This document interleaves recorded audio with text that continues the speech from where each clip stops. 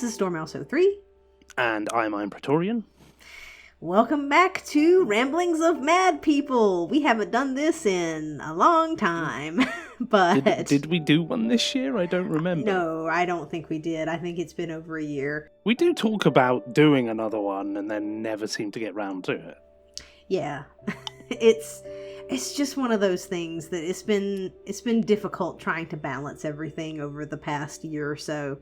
And we keep meaning to get back to this and haven't. It's just one of those things. But start the year off as we intend to continue. So here we are. We'll end the year for you and start the year for me. Because it's 2023. We're in 2 years right now as we're recording this. I'm from the future. It's still 2022 for me. But it's already 2023 for you. Yeah. So anyway. We are, doing our wrap-up for the end of 2022 and gonna talk about some things that we played and things that we learned and hopefully, process our year, right? Yeah. So, let's see, Mr. Iron Praetorian.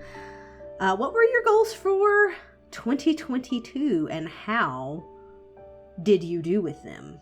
Okay, so I was aiming on PlayStation to get 50 platinums and also to play 10 PlayStation exclusive games on PS4 because I don't own a PS5. Platinums wise, did well. I got 55 total, so I hit my goal and then got a little bit extra. PS exclusives, on the other hand, that didn't happen. Well, PS exclusives that have a platinum, that didn't happen. Then for Xbox, I wanted to try and clean up my backlog of started games. So games that I'd started for challenges and stuff on True Achievements that I hadn't finished.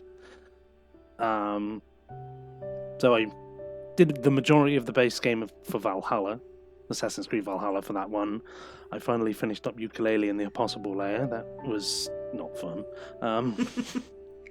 Did a Surviving Mars DLC. Did Dragon's Dogma, Dark Arisen. And I felt happy with how well I did with those. And I still have the DLC for Valhalla to do. DLC for Kingdoms of Amalur, a game called Elex, and Search. I also wanted to try and keep up with updates for some of the games that have title updates 3 or 4 times a year that I can never get complete because they just won't leave me alone. Which is Minecraft, Terraria, and Human Fall Flat. And I managed to get those done as well, which was nice. I also then decided in November that I'd been neglecting my Xbox account. And so it was lonely. Had a binge on Games with Gold games that had come out 2021 and 2022 that I hadn't. I'd I'd bought them, not bought them, but got them, and hadn't checked them because I was like, "Ooh, PlayStation shiny." And so I went and binged them for a month and got 10,000 gamer score in a month. Nice.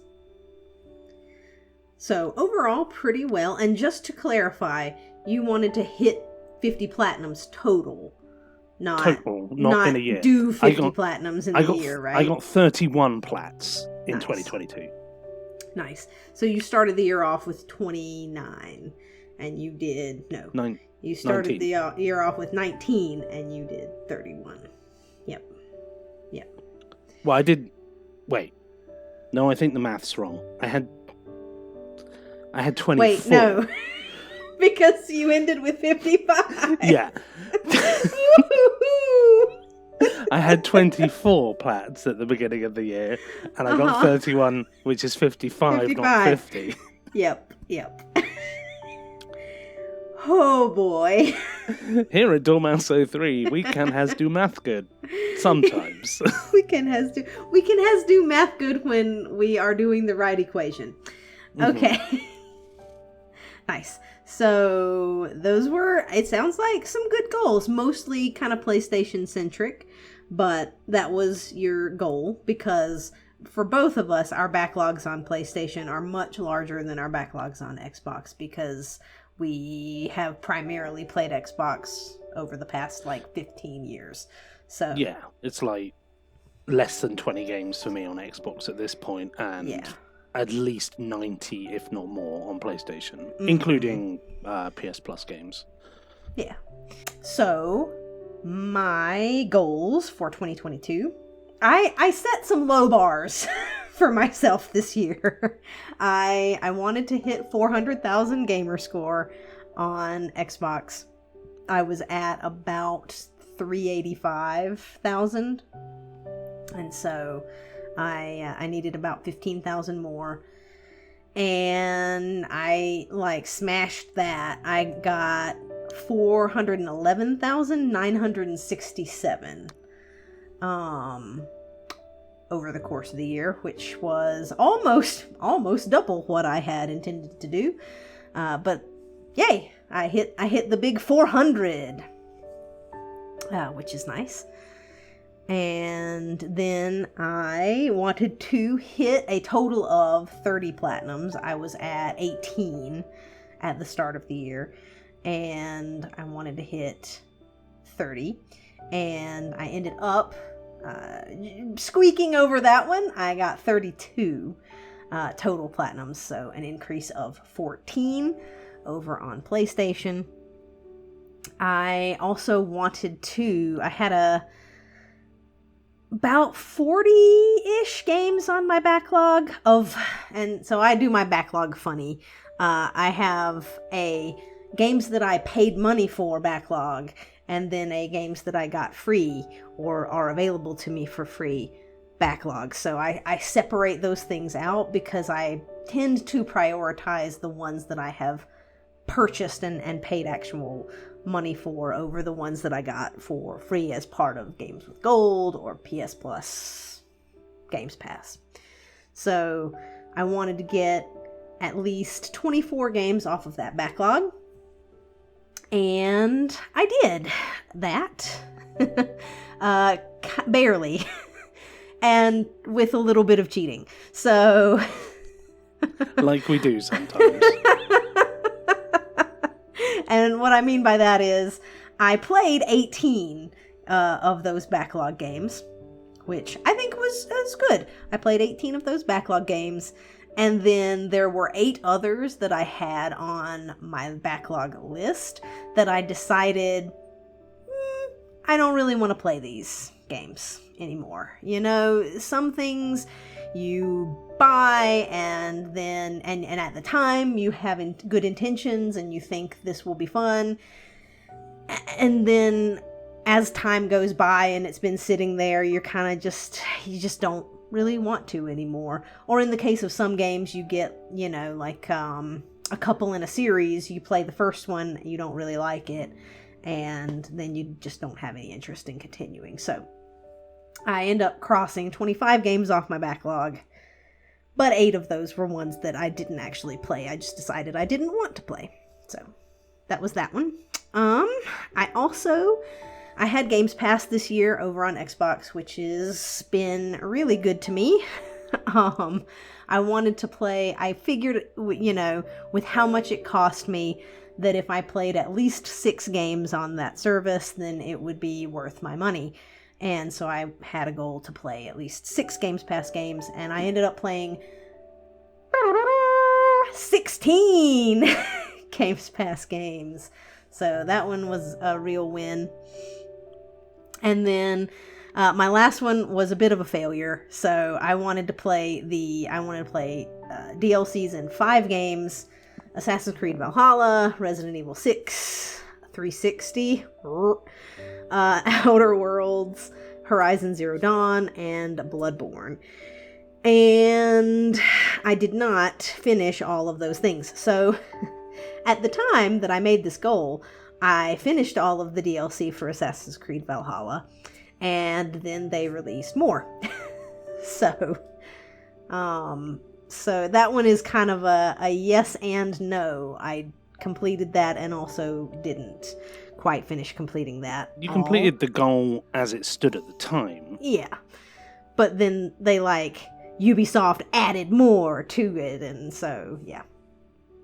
So there was that one. I failed to complete Resident Evil 6 DLC. I set up a session for that, actually, or tried to, and the person who had joined, backed out at the last minute, and so the session didn't go through, and I didn't set up another one yet, so that one's as yet to be complete. I did play the DLC for Outer Worlds and enjoyed that quite a lot. I did not play the DLC for Horizon Zero Dawn. That's on my list for this next coming year. We did play the DLC for Bloodborne, which we'll talk about later. And we added another one on here. We played the DLC for Ghost Recon Wildlands. And hadn't necessarily planned to do that, but we ended up doing it, so... It was on a sale, and having 100% is nice. Yeah. So, that was my goals for the year. What were your statistics for the year, Mr. Praetorian?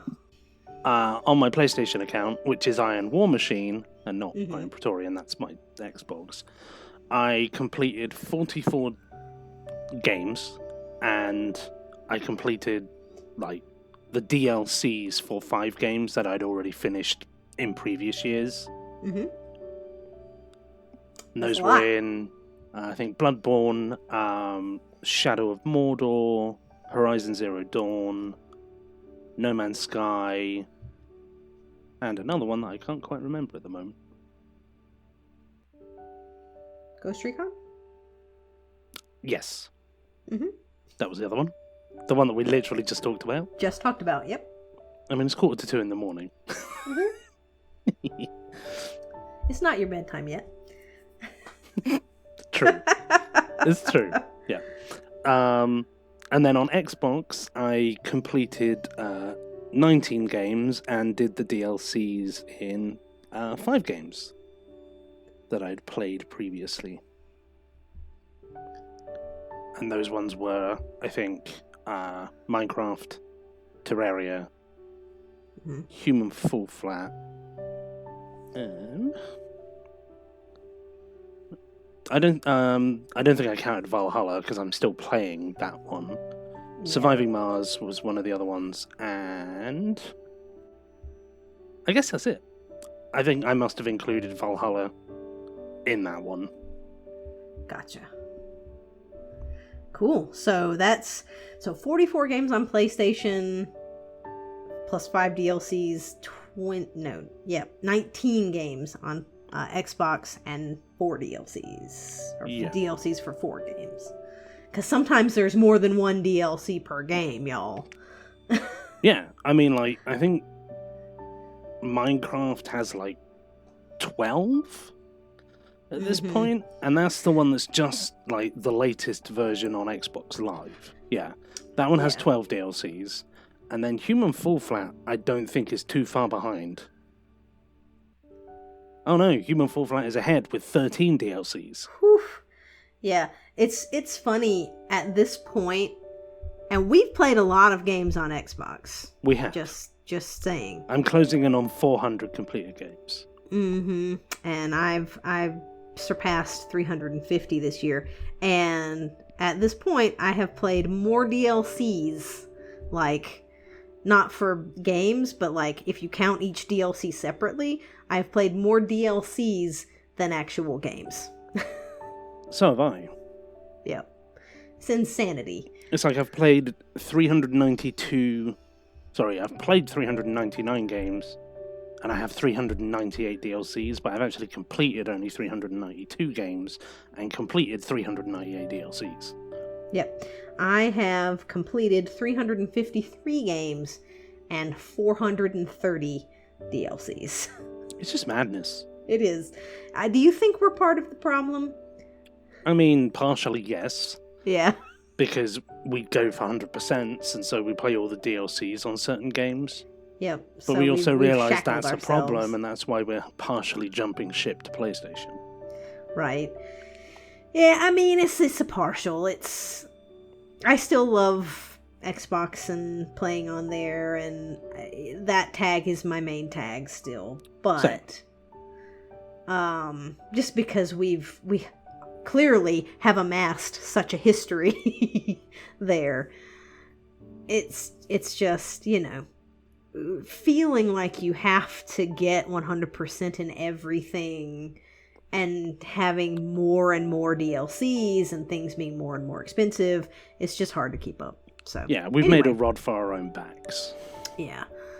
So How about yours? My stats wrap up here is not quite as impressive as yours, but I still think pretty good. On PlayStation, I completed 19 games and the DLC for 2 games, Ghost Recon and Bloodborne, both of which we did together. And then on Xbox, I completed 24 games, and again, DLC for 2, which were Outer Worlds and I guess kind of Assassin's Creed Valhalla. I'm close. I'm almost done with the Ragnarok DLC, and then after that I have one more. Is that the Odin title update one? Ragnarok is, yes, and I think the other one is too. No, I meant the other one that you haven't started yet. Yeah. The other one is... Please hold, I will find it, what it is called. Please hold while Dormouse scrolls through. Dormouse? Dormouse. I'm Dormouse. Dormouse! Oh, I haven't recorded in such a long time, I can't English anymore. Yeah, I did Wrath of the Druids, both Tombs of the Fallen, both Mastery Challenges, the Siege of Paris. That was the other one. And I am the majority of the way through Dawn of Ragnarok. Literally right before we started recording this, I popped the achievement for completing all territories there. So I think I'm done with the collectibles in that game. Over 1,100 collectibles. Madness. Someone save me. So I'll have that to clean up, and then the Forgotten Saga here probably at the beginning of the year. I will finish that up. So, yes.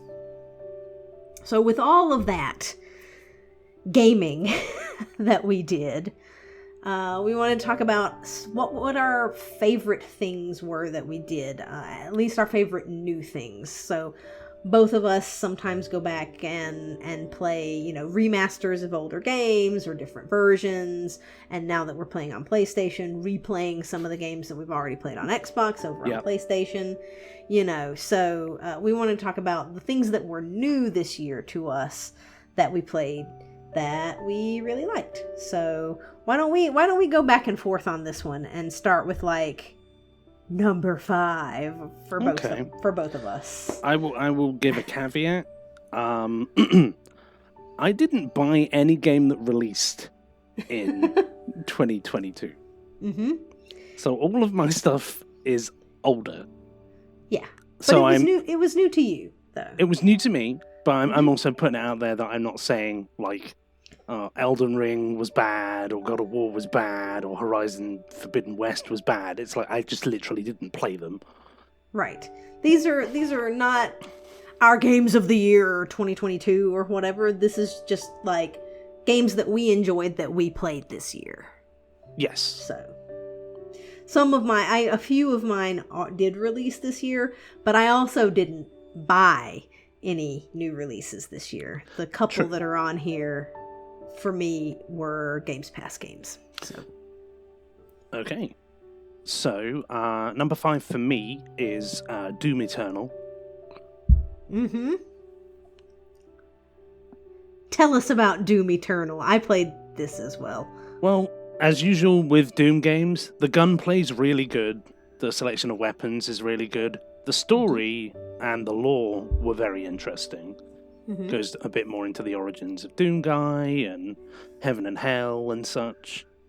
But it's number 5 because of the collectibles. So many collectibles that it just ruined my experience of the story, because it was literally collectible after collectible after collectible after collectible. It was like codex pages and energy cores and Praetorian coins and gore nests and secret gore nests, and it was just okay. Little dolls. Oh yeah, the dolls as well. And music tracks. I have such PTSD about it that I've just forgotten half of them. There were so many. There were sometimes like... It was like at least 20 a level for most of the I think there levels. was one level where there was like 50 or 30. It's just madness. I also played the DLC, so I played it on PlayStation. So I played the DLCs as well, because the season pass was on sale, and I was like, I enjoyed the base game, let's play the DLCs. DLCs were way better, nowhere near as many collectibles, and it like delved into some like backstory stuff. Yeah, the DLC to me felt like the real end of the game. Yes. As opposed to the end of the base game. Yeah, it like adds on, and it also kind of goes back into the true origins of certain people and things. Because I don't want to spoil it, because it's not the oldest of games. No spoilers. I will also say why they had to have asymmetrical multiplayer, I don't know. It was the Doomslayer versus like 2 demons, and it was so imbalanced. I mean, we just weren't great at it. But because we'd obviously come to the game after a few years, most other people still playing it were extremely good, and we just had a steep learning curve of, this is going nowhere. Although we did get on with some people who we were able to kind of destroy. Yeah. I mean, yeah, which we trapped them. But yeah, I had completely forgotten about the not the DLC, the multiplayer. It was so memorable that I literally did not think about it at all. I blocked out part of the collectibles, and you blocked out the multiplayer. Yeah. No, it's just that like Doom Eternal was a good game. Like it's a good single player experience with like the fast paced, shooting and the glory kills and all that kind of stuff. It was good, but there were a couple of things about it. The collectibles were the main thing, and then the multiplayer adding nothing to it was another. And then I think there was that other mode that was like the horde thing. I felt like that was not necessary or of any value to me. I don't know how you felt about the that special gore nests where you got the keys from? The DLC that was the I blocked out the horde mode. I completely forgot about it. Yeah, no, that just felt unnecessary. Yeah, it was just like, you progressed through different parts. Oh, and the traversal. Some of the, platforming, quote unquote, traversal stuff, like it wasn't horrible, but it also just didn't feel like it was necessary. I don't know. Yeah. I did like the DLC one where you could shoot the little things with the shotgun and then swing around. I did like that. The grapples, yeah. Yeah. I liked those. I mean, I also like using the grapples to like launch myself at people with the super shotgun and just give them 2 barrels to the face. Yeah, no, that was good. So, Doom Eternal number 5 for you. Number 5 for me. So I played 2 Marvel games this year. I played Marvel's Spider-Man over on PlayStation. and got the platinum in that and did all the DLCs. And then but that's not the one that's on my list. And I'm going to say why.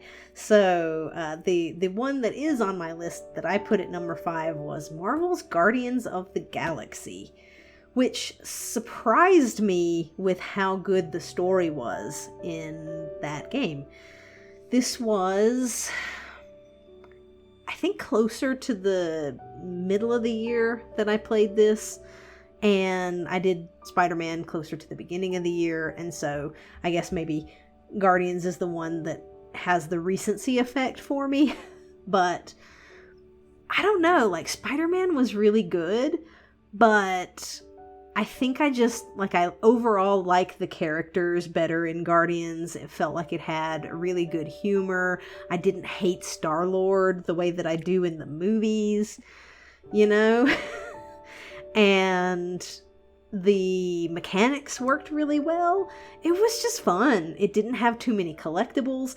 And what I will say about Guardians versus Spider-Man is an open world. And so there's a bunch of going around the map and clearing out areas and getting collectibles and this, that, and the other. There were collectibles in Guardians, but not as many, and it was a linear story with chapter select. So you could go back and pick up the collectibles. You could go back and pick up the collectibles you missed during chapter select, and I don't know, it just, like, that to me, not having the narrative broken up by a bunch of open world fiddling about, I think to me helps a game have a tighter narrative. It improves the story a lot of times, in my opinion, because with an open world game, because you can just go and roam around and do various things, you know, as the map opens up, it breaks up the story, and sometimes I think that's to the game's detriment.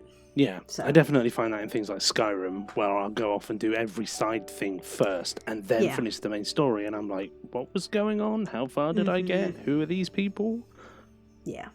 So, Marvel's Guardians of the Galaxy, surprisingly good.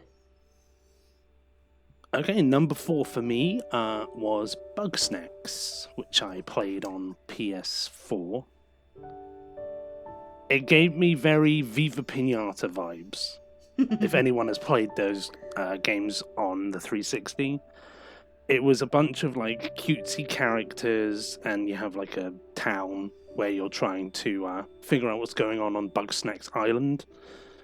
And there's lots of these little creatures that are like bugs and snacks combined that you need to catch and feed to people, and you have to catch every single one in the game. But it was interesting to try and figure out the different tactics needed for different things. So like some might go and hide in a hole, so you have to like shoo them out into your trap.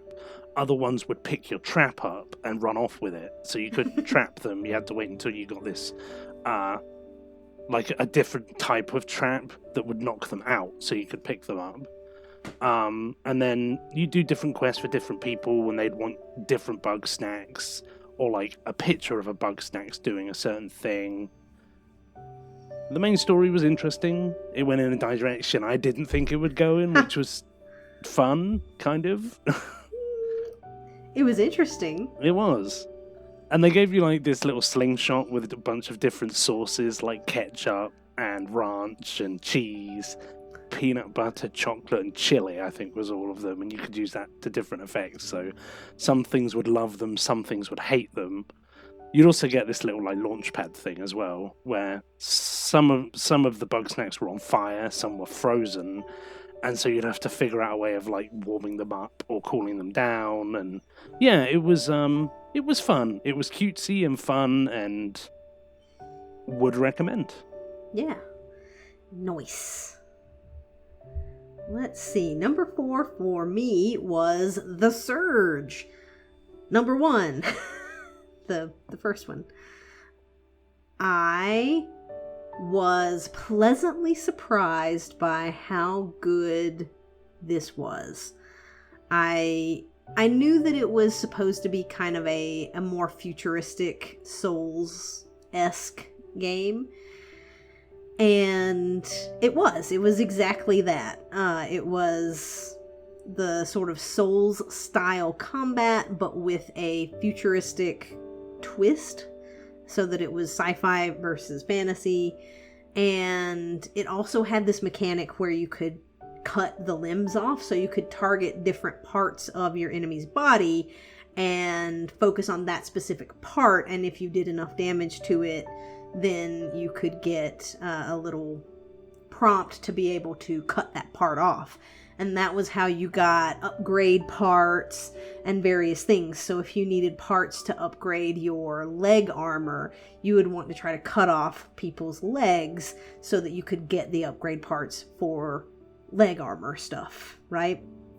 And so you would get different pieces of armor and different upgrade materials depending on which parts you were cutting off and which ones you were targeting and stuff. And I thought that was really interesting.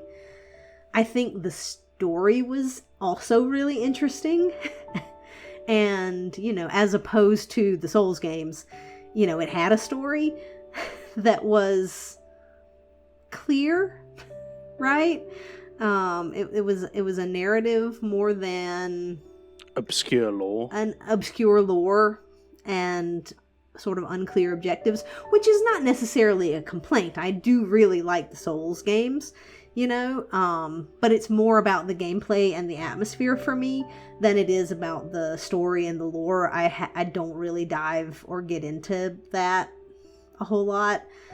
I know that some people do, and that's awesome, but I don't really. And so it was interesting that this, you know, had a narrative that it followed, and I thought that was cool. So yeah, the gameplay just worked really well. It was fun. It was mostly melee as well, so not very much like gunplay and stuff. If any. I can't even remember if there was any like gun stuff. I think it was all melee combat in the Surge, which is funny because like not so in Bloodborne. You have the guns and stuff in Bloodborne, whereas like this, which is actually future stuff, didn't. That is kind of funny. There's no laser blasters or flamethrowers or... Right, yeah. Like, some of the enemies have those kinds of things, but I don't think that, you can't put them on your rig. You can't put them on your rig, no. But yeah, and the upgrade trees and stuff were really cool for this as well. So you had different, like, augment slots, and you could sort of spec yourself in lots of different ways. So you could spec yourself to have lots of healing packs, or you could spec yourself to not have healing packs and just go full like damage mode, or you could have something where you get health back when you cut off limbs, right? Mm-hmm. And so you can have a bunch of different builds based on the different kinds of augments that you're choosing to put in, and that makes the gameplay pretty different depending on what things you've got in. So the Surge was really good. I'm looking forward to, I think I have it on PlayStation as well, and so I will probably play it again. Yeah, it was on PS Plus, right? But it didn't have the DLC. Right. So I might have to buy the DLC. I'll have to check. But because I did enjoy the DLC. I thought the DLC was pretty interesting. There was one that was like a theme park. Mm-hmm. A walk in the park, I think it was called. Yeah. Where there's a bunch of these like park mascots and stuff that have gone nuts. And then the other one was this kind of, I didn't like this one as much because it was just a sort of bunch of little like challenge rooms or whatever. But it was staged like episodes of a Old West show. That's kind of cool. I have that one to play. I'm looking forward to it. Yeah, with the announcer like talking you through each part. And so now he goes to the saloon to see what trouble he can wrangle up, or something like that. And it was good. So yeah, the Surge is good. I think that you will enjoy it when you play it. Nice. Also, shout out to the best armor in the game, which is named after us. That's right. The Iron Mouse armor. It's not, but it's funny. It is. I mean, it was my favorite armor. No, I said it's not named after us, but it's funny. That... Right. No, it's not named after us, but it is your favorite conglomeration of our two names, mm-hmm. right? And it was my favorite armor. I did really enjoy it because it doesn't cost any like slots or weight or whatever to be able to wear. And so you can devote all of your slots to your augments, which was cool. More augments, more fun. More augments, more fun. I thought so. And it plays a fun little song every time you, like, enter a room or something. Okay, I'm going to have to keep an eye out. Uh-huh. So, cool. What's your number 3? So, number 3 for me is a DLC. Mm-hmm. It was the DLC for No Man's Sky. So, I played No Man's Sky back in 2016, around when it first came out, and I got the platinum. I enjoyed the game. It was lacking in certain respects, and then they had like an update DLC. I think it's like a title update. And I did all of the like easy trophies in it, and there was one for like finding someone else's base, and like find a base that someone else has built. Extremely hard to find when that title update first came out. So I just went, well, I don't know. I wasn't worried about DLCs at that time, so I moved on. And then I was looking through it this year, and I was like, you know what, I'll give it a go. If I can get that trophy, then I'll try and do the permadeath mode. Because I didn't want to do the permadeath mode and then still not be able to get that one and feel like, well, I'm not going to complete the DLC anyway, so... Right, that makes sense. So, it was way easier. It's like, you go to the space station, they've got these big portals in them. Oh, I'm just going to go and teleport to someone's base and go and poke their computer and get the trophy. And I went, okay. Permadeath mode, here we go. Started up permadeath mode, died instantly. Went, okay, let's start again. That's hilarious. Really, you did? Yeah, I started on a radiation planet. So there's certain hazards that you have. Some planets are fine, other ones have radiation, some are too hot, some are too cold, some are poisonous. I started on a radiation planet. I couldn't find a sodium deposit to put in my scrubber to keep me alive, and so I died. That sucks. And I was like, okay, this is how we're playing this. Okay. Second run, perfect. Didn't die once. I made a backup save, a safety save. Copyrighted by Exonoman at Square One Games. Yep, go check out his content. It's great. If you need help with trophies. Especially platinums.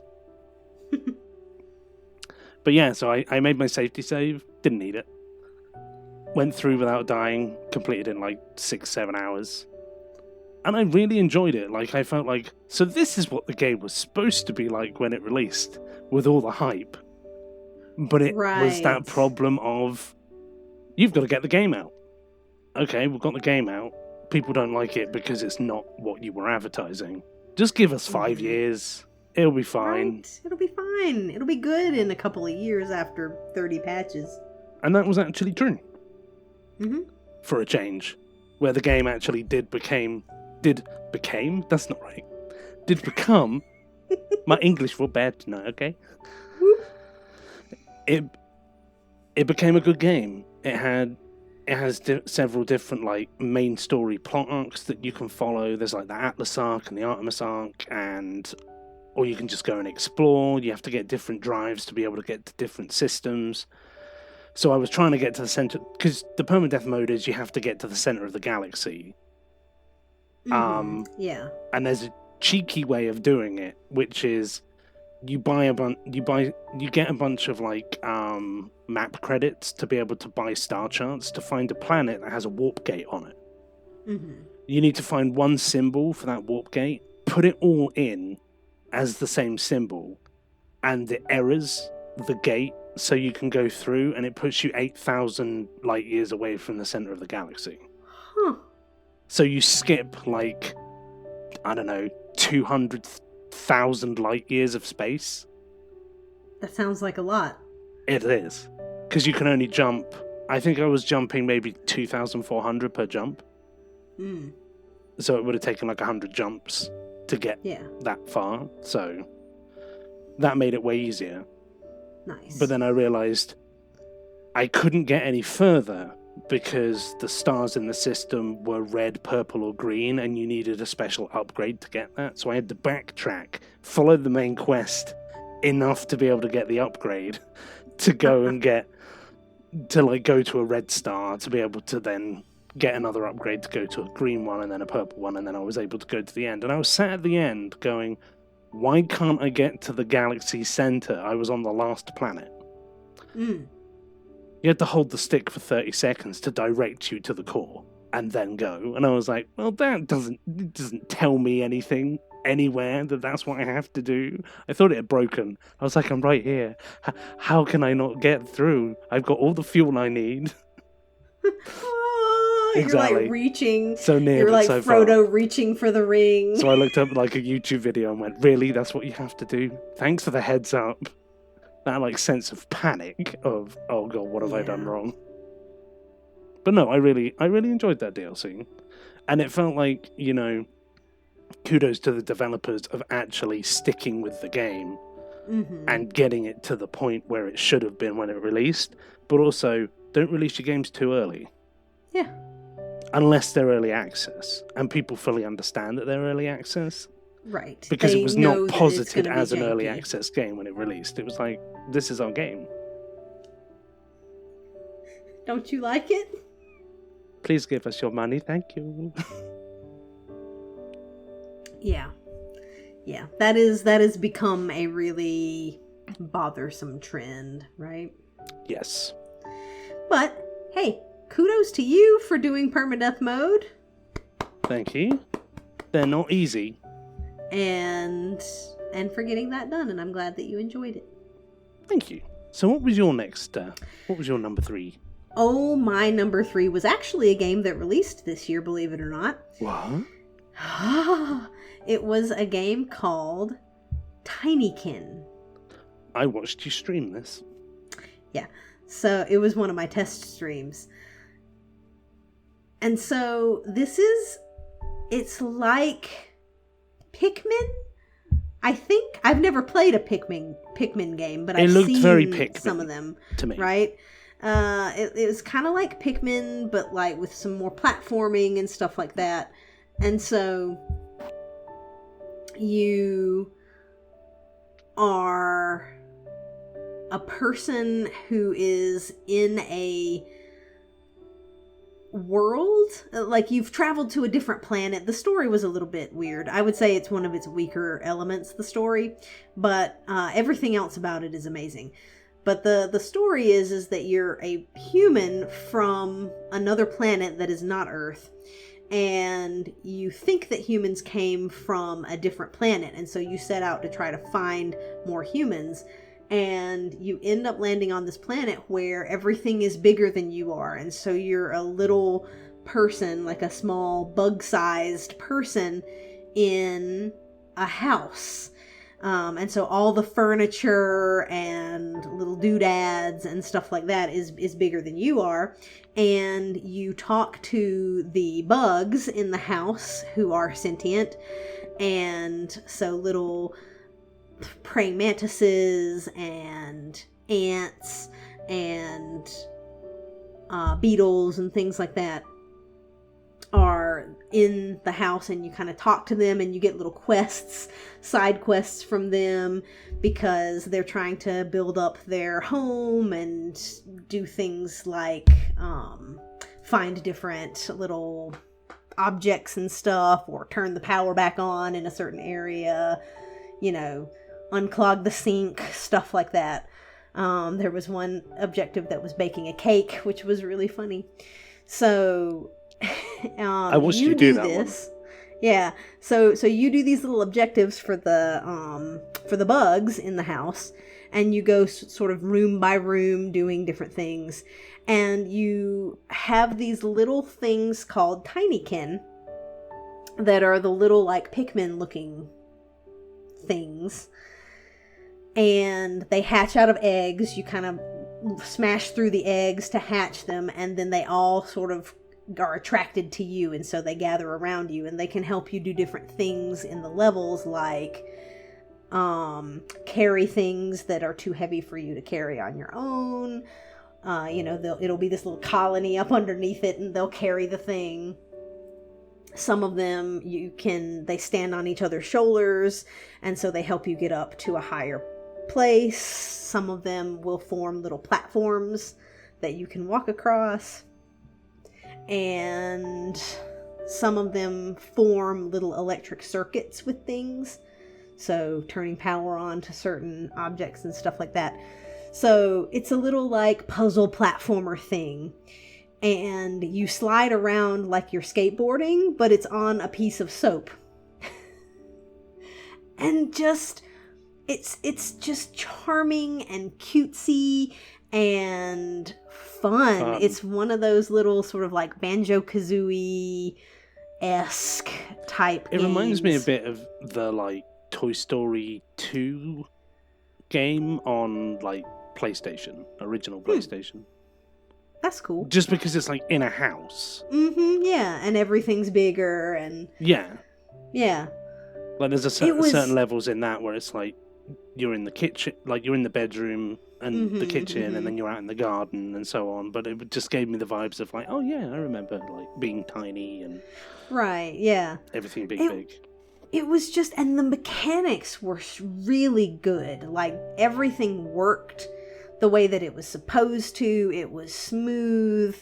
It just felt really good to play.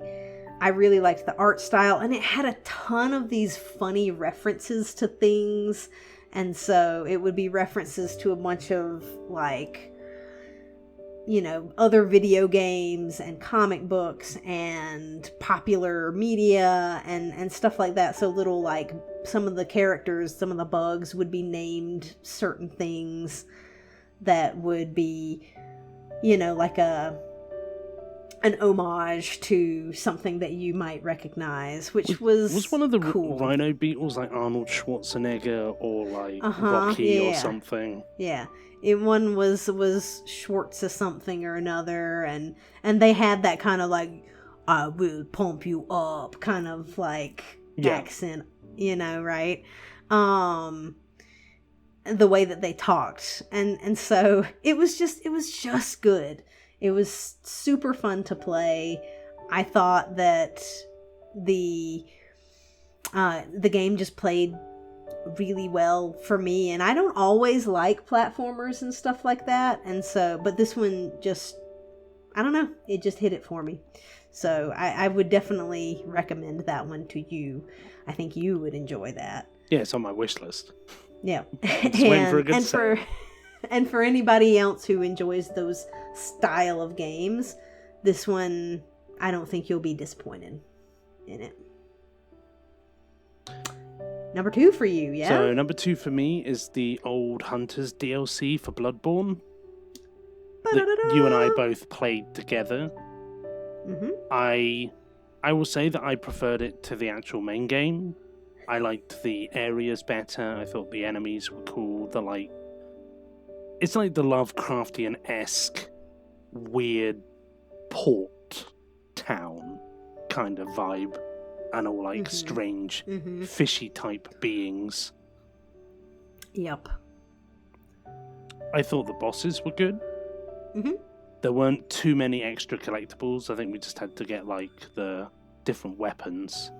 Yeah, it was like 4 or 5 new things. It might have been like 11. I don't remember. Yeah, it wasn't too many. No.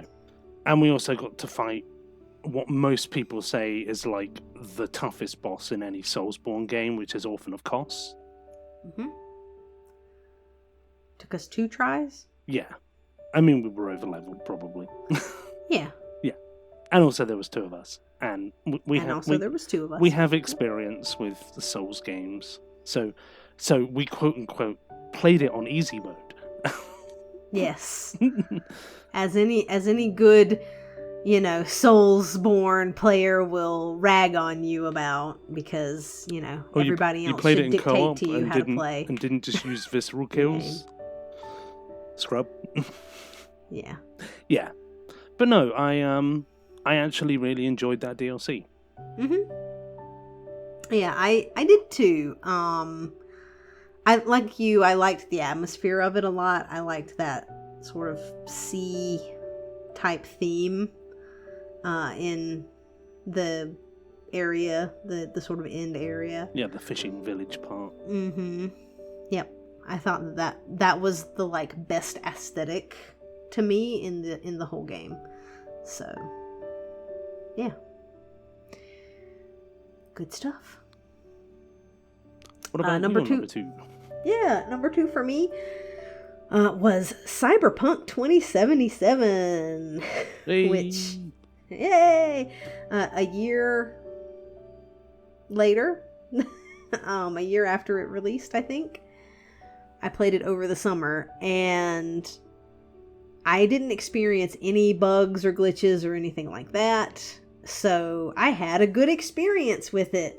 It's another one of those things that it's really a shame that it had such a poor launch, that they rushed it out and that it had so many problems, because the game itself, the story anyway, the gameplay is fine, right? It's it's like The standard. Witcher 3, right? The gameplay is good enough.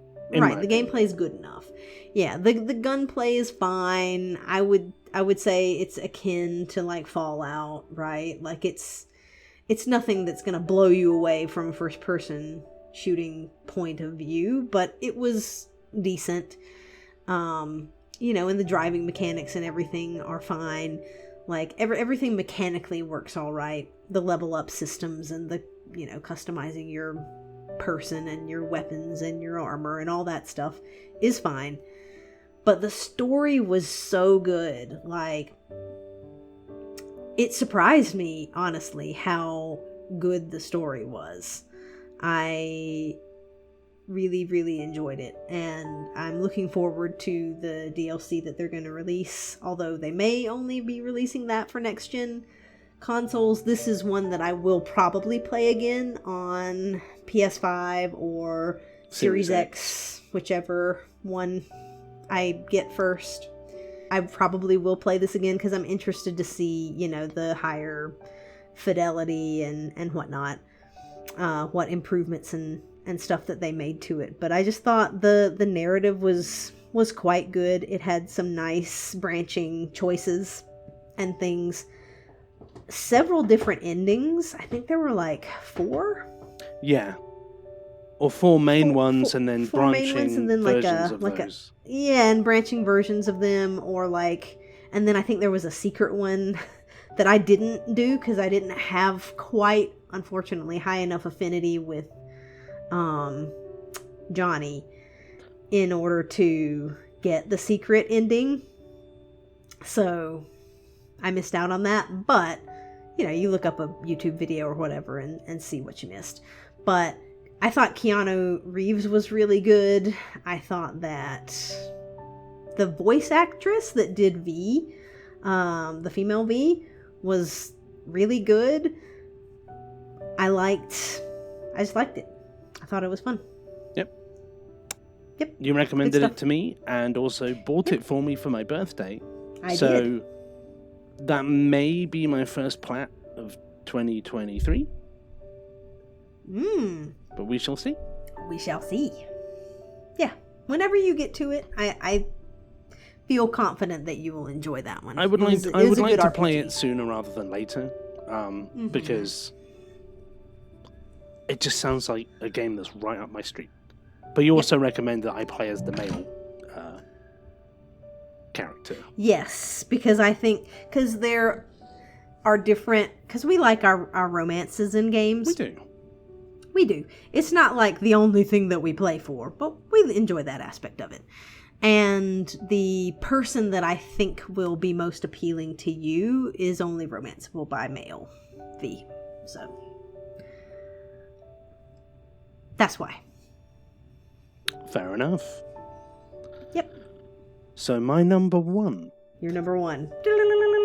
So I think this might be the only PlayStation exclusive I played this year.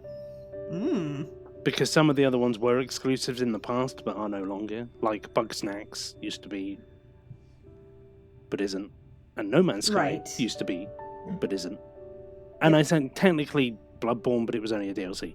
Anyway, my number 1 game that I played was Journey. I love the art style, the music, the way to tell a story without words, the drop-in, drop-out co-op. It was just a very pleasant experience, and thoroughly enjoyed playing it through several times and seeing different people on my journey through the game. There weren't too many collectibles. The trophies were fine for the most part, except maybe like trying to get to the end with the same co-op partner, but there's workarounds for that. So but no, it's just a good game, or it was a great game. A great game that was simple, and I think sometimes they get overlooked, or they're posited as not as good as, say, this more complicated game. And it's like, well, they're different. They're not trying to get the same message across. They're not trying to push the boundaries in that direction. They're just trying to take an alternate route to tell a story. And it also makes you think more when it's a bit more abstract. Like you were saying with the lore for Dark Souls, it can be conversational because you're not 100% sure what's going on exactly. And so you can talk about your theories, and your friends can have other theories, and I would fully recommend playing it. Yeah. The art style and the music. Oh yeah. It's just amazing. Top notch. So. Top notch, would recommend, would play again. Very good. Even though it does not have, unfortunately, a platinum trophy. But at the end of the day, platinum trophies are not the be-all and end-all of my experience on PlayStation. Right. Like, if there's a game I want to play that doesn't have a platinum, I'm going to play it. It's totally fine. So number 1 for me is technically 2 games, but I played both of them this year, and they're from the same series, so I just put them together here. I know. Is A Plague Tale Innocence and A Plague Tale Requiem. I thought that the stealth mechanics for this game were really good. It's hard to find a good stealth game, really, where it's pretty dependent upon that mechanic, right? There's not a lot of open combat that you're able to have because these characters are children, right? And so they're obviously not as strong or as skilled as adult soldiers who have better weapons and armor and training and things like that. And so it relies heavily on sneaking through areas, and sometimes you can, take care of people by killing them, but a lot of times you can also just sneak by and distract people and move around the other direction and that sort of thing. It had some good use of light mechanics. I will say one of the worst stealth mechanics we had this year was Ghost Recon Wildlands, where they see you as soon as you move. Yes. Yeah, the stealth in that was so bad. Yeah. I don't know whether it was lag or latency or what, but it was just awful. I think it's just poor design. It's just, they just see you all the time, and to be a game that seems like it's supposed to be a stealth game, it was not. But Plague Tale is a good stealth game with really, really good sneaking mechanics, really good like sort of traversal mechanics, so using light as a way to kind of move through areas. The rat mechanics were really good. But really what stands out about that series to me is the story. The story was just, for both games, was just really, really good. You know, every beat that it needed to hit, it hit. The pacing was really well done. You know, you had your highs and these sort of adrenaline fueled sequences, and then you had a nice like sort of calm section that you kind of went through, and it did that back and forth throughout the entire games for both of them. And I just think that they got it spot on. The voice acting for the actual child voice actors for the two main characters were so good. Really nice character writing and character development through those games. They were just really good. You know, kind of skyrocketed to the top of my list of game narratives that exist. So very, very pleasantly, I won't say surprised, because I know that like Plague Tale Innocence came out a couple of years ago and had, you know, good reviews and that sort of thing. I just hadn't played it yet. And so I wasn't surprised, but I was surprised by how much it lived up to the hype, which is not always true for these kinds of things. So very, very happy with those two games. And, you know, having not played some of the bigger titles, like didn't play Elden Ring, didn't play God of War Ragnarok, didn't play Horizon Forbidden West, although all three of those games are games that are on my to play list. Didn't play any of those this year. Yeah, they're on my to buy list, so yeah.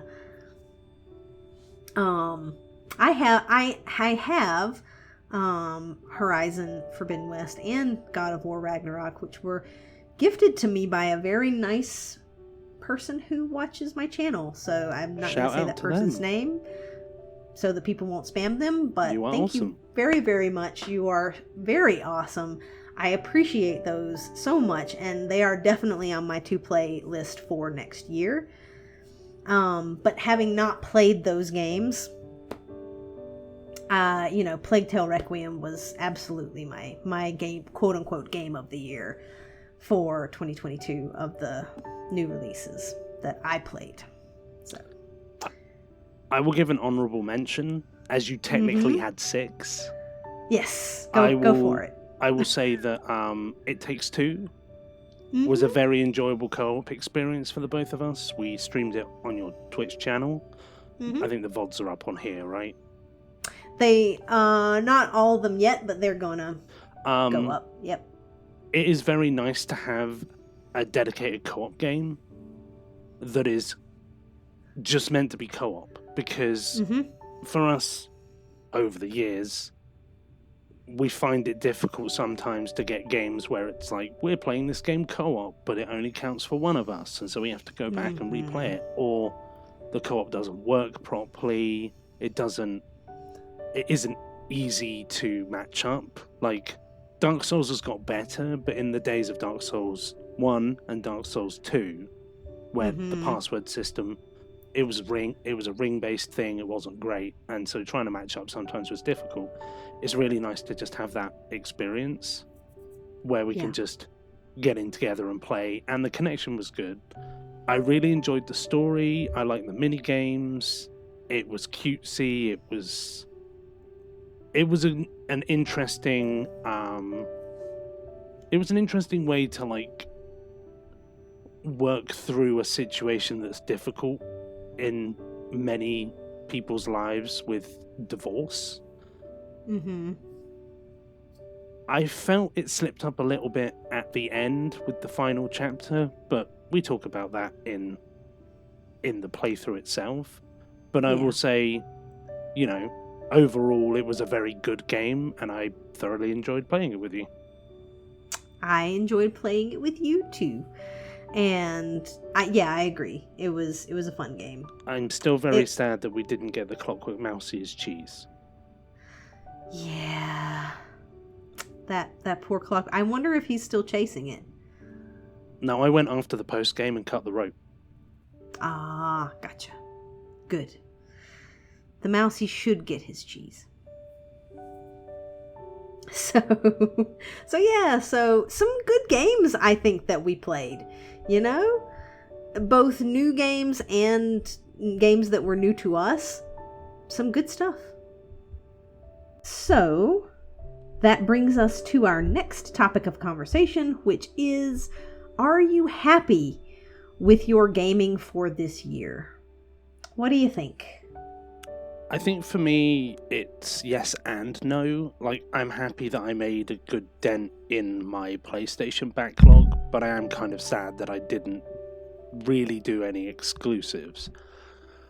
But I felt like I was hitting the PlayStation so hard and trying to get through things very quickly again that I didn't want to do the exclusives, play them too fast, and then not enjoy them or give them the time that they deserved.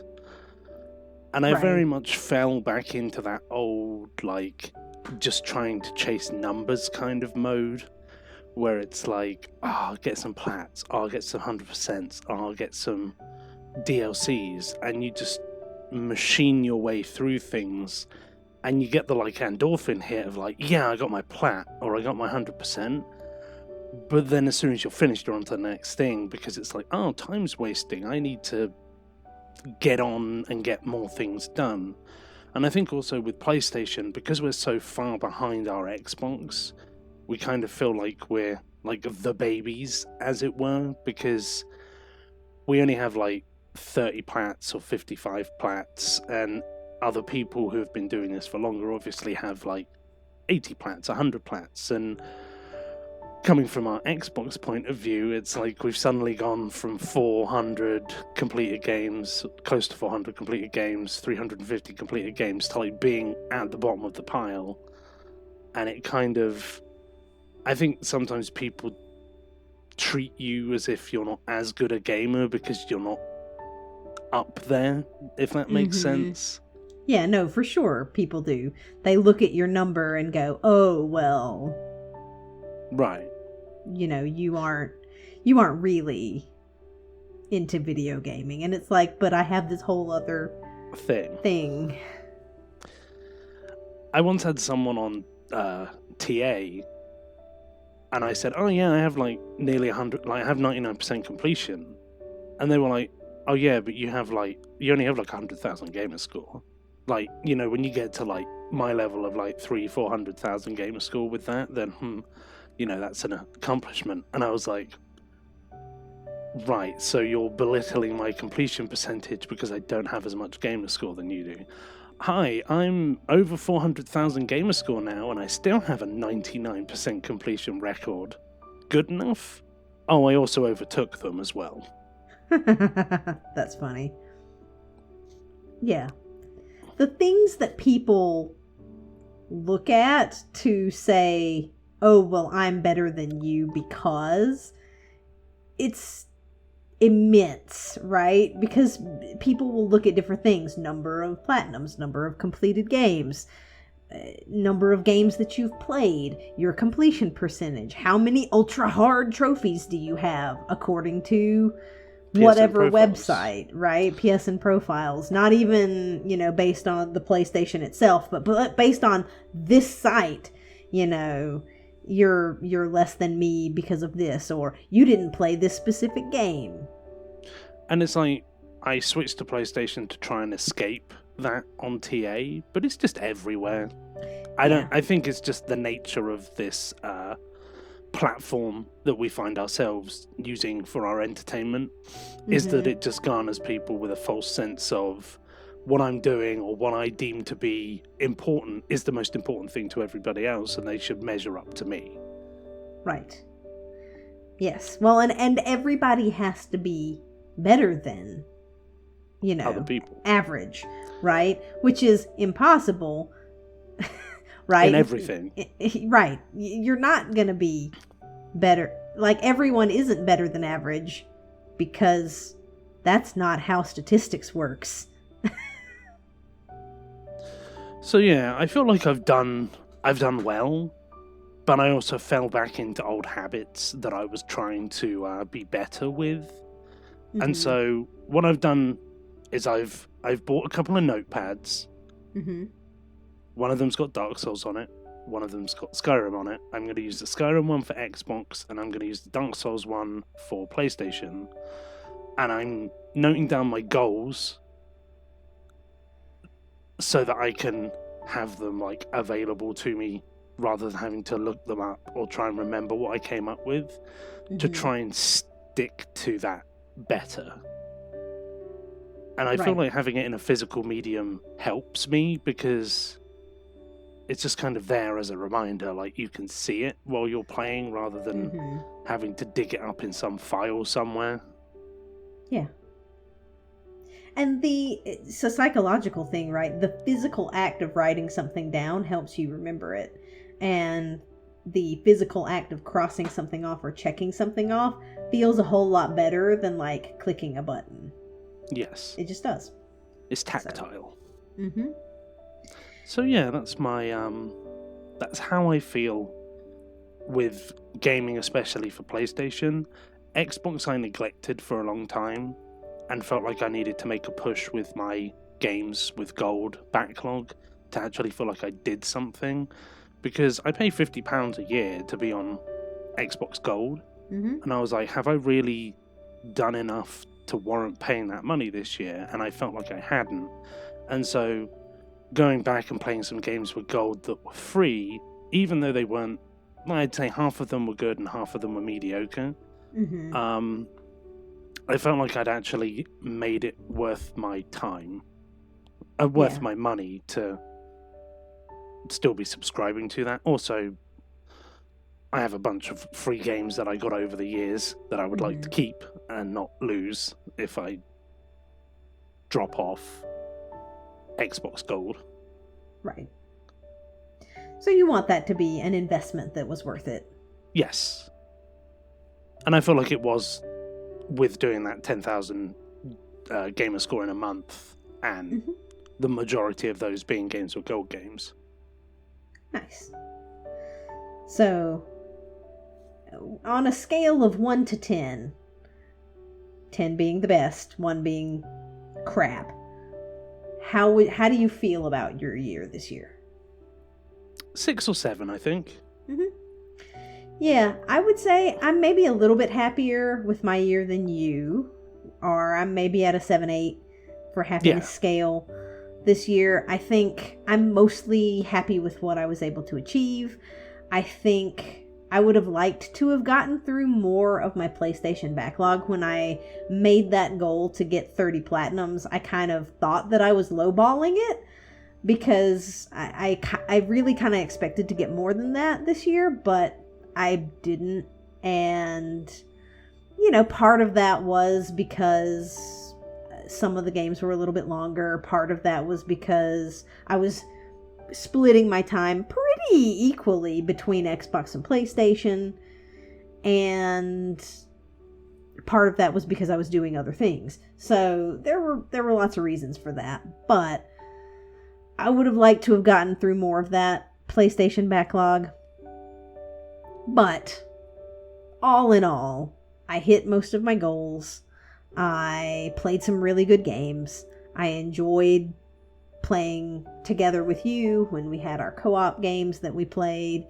That's always fun. Obviously, everything is made better with good friends, right? Yes, definitely. And so, for the most part, I'm happy with where I ended up this year. I'm glad, because there's definitely been years where you felt lower on the scale than I have. Yeah. And I feel like we're sat in about the same place, which is nice. Yeah, definitely. It's good to be, in that kind of 75% around that range, right? Because it's not like, oh, this was a stellar year and, I feel like I did amazing and this, that, and the other, but it was a good year. Yeah, it's like, the funny thing is, it's including DLCs. Mm-hmm. These are the most games I've completed in a year ever. Yeah. Like, I've done like 71 or something like that. It's a lot. And my previous highest year was 67 in 2015, the year that we met. And that was a madness year, and this has felt... Yes. I've done a lot more shorter games Mm-hmm. than I probably did back then, but like, yeah. I almost have, like, I almost got like 2,000 achievements and trophies combined. Yeah. It's a lot. It's crazy. That's very cool. So, going along with kind of our reflection on the year, we have a list of some insights that we've had in terms of insights into ourselves and what we like and don't like, and insights into sort of this gaming hobby that we partake in, that we wanted to share. Dominates the majority of our free time. Yeah. So, let's start with you. What's your first little nugget of wisdom here? I honestly don't miss buying games day one. Mm-hmm. There were a few back in like 2020, 2021 that I bought day one, and I was like, I might as well have waited. Like Borderlands 3, it was like 60, 70 pounds when it came out. They had a DLC like pack, the season pass. Mm-hmm. Then they had a second season pass. And so I ended up spending like over £100 on the game and its DLCs, when if I'd have waited a year or two, I could have got it for like 30 to 50 quid on sale, I think it was, with everything included. And for me, with my completion and getting completion percentage, that's way more appealing, and on a limited budget, to be able to snaffle up a game that has everything included for a good deal. And I just don't feel the need to grab God of War as soon as it comes out, or grab Horizon as soon as it comes out, or Elden Ring, because I have such a large backlog on PlayStation. I've got 90 games to play still, even with making that big dent, that it monetarily doesn't feel like there's an imperative to spend £70 on a game that I will obviously enjoy, but I don't know as I feel the need to play straight away. It's like, will you enjoy that game in a year or two just as much as you would enjoy it day one? Yes. And also, bugs and fixes. When a game comes out, you don't know whether the achievements are all going to be obtainable. You don't know if it's going to run. I mean, Cyberpunk, right? Yep. It was a mess because they released it too early. It sometimes feels like, I'll just sit on this for 6 months, or I'll sit on this for a year, so that they can get the game to the point where it's playable, or it's at the level that they wanted it to be at when they released it, but they get forced to release it early because of time constraints, money, etc., different pressures. Like No Man's Sky. I played that years ago, it was alright, and then I've played it now, and it's so much better. Yep. Yeah, like I had a great time playing Cyberpunk this year. I didn't play it when it first came out, and I'm glad, because you don't have that bad taste in your mouth of starting something and it glitches or it bugs on you, or it's unplayable, or your save gets corrupted, right? You don't have that negativity tainting your experience of a game. You get to play the product in its best condition. And it seems so much more prevalent in the modern gaming system than it was back when we started playing Xbox, Mm-hmm. because they didn't have access to the internet to be able to patch games, and so they needed to run properly when they released. Yep. It's the times of release now, get money, fix later, and then, you know, a decent percentage of games just never get fixed, right?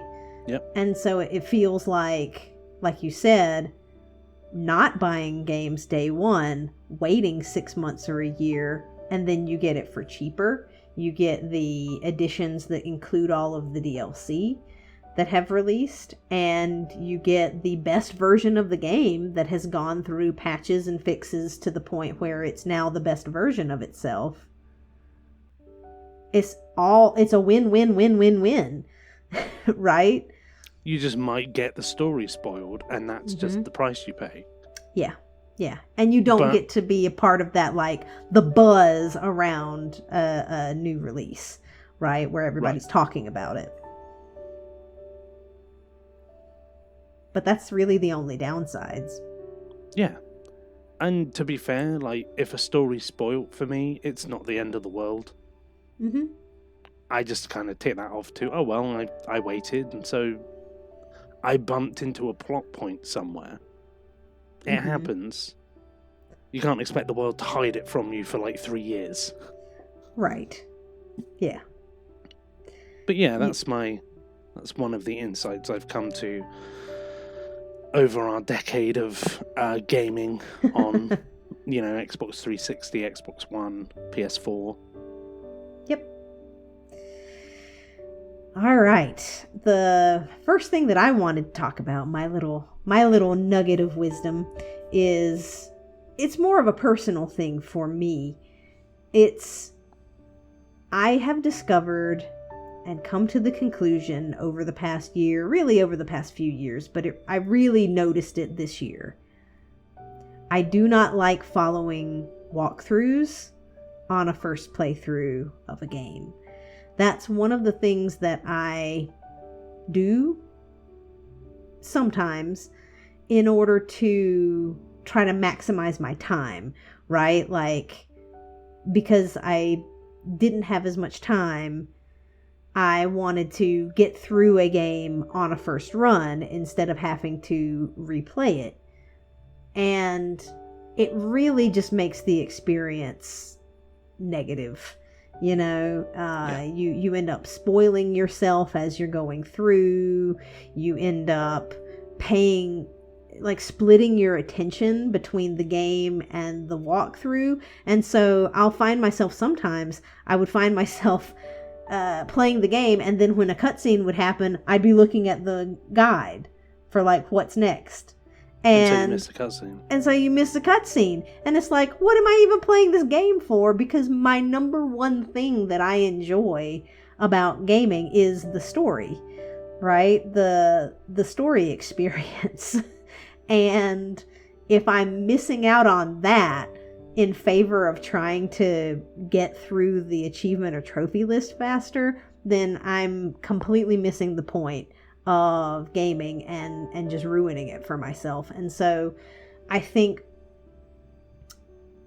splitting the mindset between, okay, this is a first run, I'm going to look and kind of check out the list, make sure that it's something that I want to put on my main tag, see if there's missables. If there's a ton of missables, then, maybe I'll just have 2 playthroughs of the game, right?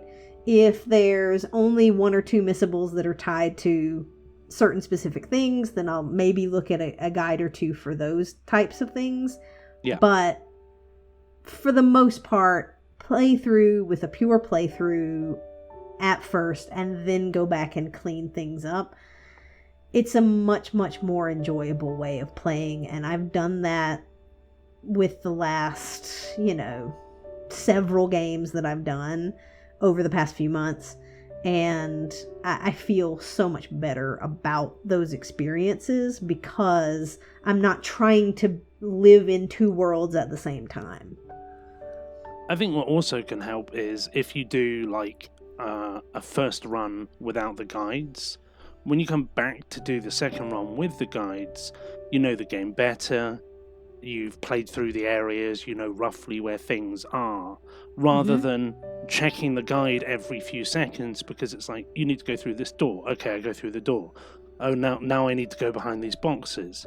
Okay, now I need to go up this ladder, and you're just continuously checking it, and it breaks your immersion in the game because all you're doing is looking at the guide, looking at the game, looking at the guide, looking at the game. Whereas it's like, oh, I know this room, I know where it means for me to go, and you get there quicker. It's like Dragon's Dogma, right? I played it mostly for fun the first time I played through on Xbox, and the game took 130 hours because certain builds worked better and some of the achievements didn't unlock properly. Whereas when I played it on PlayStation, I did it in about 50 hours because I knew what build I needed, I knew where I needed to go, I knew what resources I needed to beat certain bosses. I made safety saves, or knew that if I didn't get the achievement, then I could just reload the save at the final boss, because it hadn't saved after he died. And had I known that, I would have been able to get the achievement quicker, but in the trophy version, they unlocked perfectly fine, and so it wasn't a problem. But it's amazing, like, the streamlining that you can do when you know the games. Yep. You know, like when you make a platinum guide, right? Or like Exonovant makes a platinum guide, and you exhaustively run through the game to the point where it's like, I can do this the most efficient way possible. And so that's kind of nice if you're doing the game for a second time. It's like, oh yeah, I get that, like, oh, this is going to be fun to, like, let's see how quickly I can get this done. And so that, like, ticking boxes, trophy, achievement, like, fix gets ticked off. Where it's like, I know the story well, I just want to see how quickly I can smash through these trophies, because sometimes that's just fun. Right.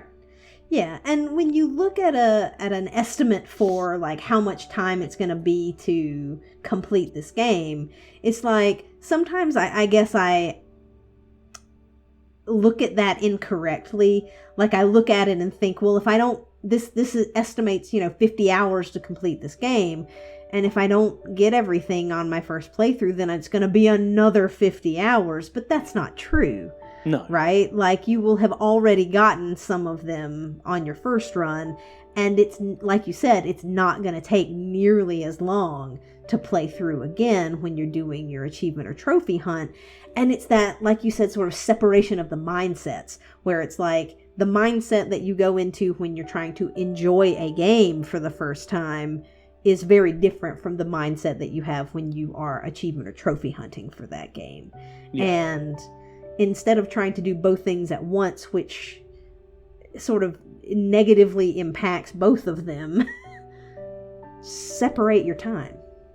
Yeah. And we're also at the point where there aren't as many games to play for certain things, and so we kind of have more time. Yeah, exactly. I think my next insight would be that more isn't necessarily better, and that's a kind of two-pronged statement, where it's getting more platinums and completions isn't necessarily better than getting less, because if you had more fun and enjoyed yourself getting less, then for me that's what I want to be aiming for now, rather than smashing through games as quickly as possible. For the most part, like I said with Dragon's Dogma, it is fun sometimes to smash through a game or two, but not have that be the groove that you're in the entire year, where you bulldoze through so many games you can't even remember what you played or whether they were good or not. And the other part of it is, with more modern games, making them so big, with so much in them, that it feels bloated. I'm particularly thinking about Assassin's Creed Valhalla. Oh, I know. over 1,100 collectibles, and these collectibles are very small quests, finding chests, building cairns, chasing paper around to get tattoos. Chasing paper. I mean, Yep. it literally is. It's a piece of I paper know. that's running a little, like, it's like a on rails thing. Yep. And just adding in challenge modes that the mechanics of the game really don't favour. And I don't want my experience of a game to be, I did the main story, took about 30 hours. Right, now let's spend another 150 to 200 hours running around the map, grabbing all the collectibles. Running around the map, chasing paper. What did you do today? Well, I spent 10 hours chasing a piece of paper. Yeah, it's literally that, right? It's Well, just... I don't mean 10 hours so chasing bad. one piece of paper. I mean you Mhm. spent 10 hours of the day chasing multiple pieces of paper Yes. to Yes. get tattoos that you don't even use. Right. You're like, I've got the 6 that I want, I'm done. Mm-hmm. Oh, a slightly different shade of brown hair. Great. I've really wanted this my entire playthrough. Not. Yeah. And Yeah. then... Assassin's Creed Odyssey was bad, where it would just put title updates in over and over and over and over again. Mm-hmm. It's like, I don't want more title updates. Please. Go talk to this person and do a quest. Why? I already played an entire game of that. I don't need more little piecemeal. And like, things. Terraria was the worst one for me. It was like sat there for 5 years, like, I'm complete. And they'd been putting out updates on PC over those 5 years, and they'd like, Mhm. they'd made it so that getting all the pets achievement changed over time, but they didn't add any more achievements, and then they suddenly went, here's some more achievements. And I'm like, what are you doing? Because I saw, like, I had a game that was incomplete. Like, my count went down by 1, and I was like, huh. And I was like, no way. Like, Terraria has an update? Why? It's the Xbox One version. You can mess around with having a Series X version all you like, because I haven't played it, so that's fine. But why are you adding title updates? I understand Minecraft. I understood that when I put it on my tag, like the Xbox One version, the Bedrock Edition, or whatever they call it. It's like, fine, I understood that. And Human Fall Flat's been doing it forever. But Terraria, I expected better from you. You've let me down. Aye. So And then- more, not necessarily better. No. It just isn't. Yeah. Like, who wants to play a game that has 1,000 collectibles? Not me. I did. Because even But- going for the plat, like, even if you're not going for the 100%, there's Mhm. still like 784 of them. Yeah. And that's just the collectibles. I think it took me like 50 hours. Mm-hmm. Yep, to run around that whole map and do the same probably 10 things. Yeah. But that was 70 after I'd times done a each, proportion right? of them during the main quest. Or just, Mhm. you know, traveling across or getting like upgrades for my gear to make sure I wasn't underleveled. And it's just madness. Yeah.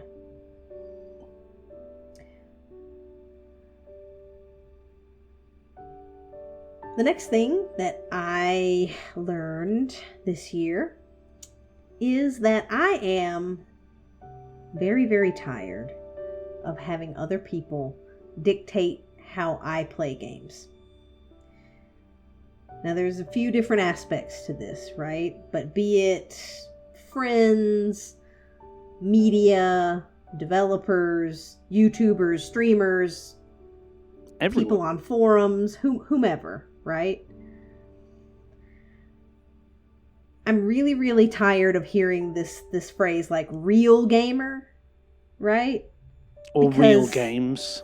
Or real games. You know, you should play real games, or you should play these particular games, and if you don't play these particular games, then you're not a real gamer, or I don't respect you, right? If you're not playing on this console, then your achievements are meaningless because they're not platinums, even though it's the same exact thing.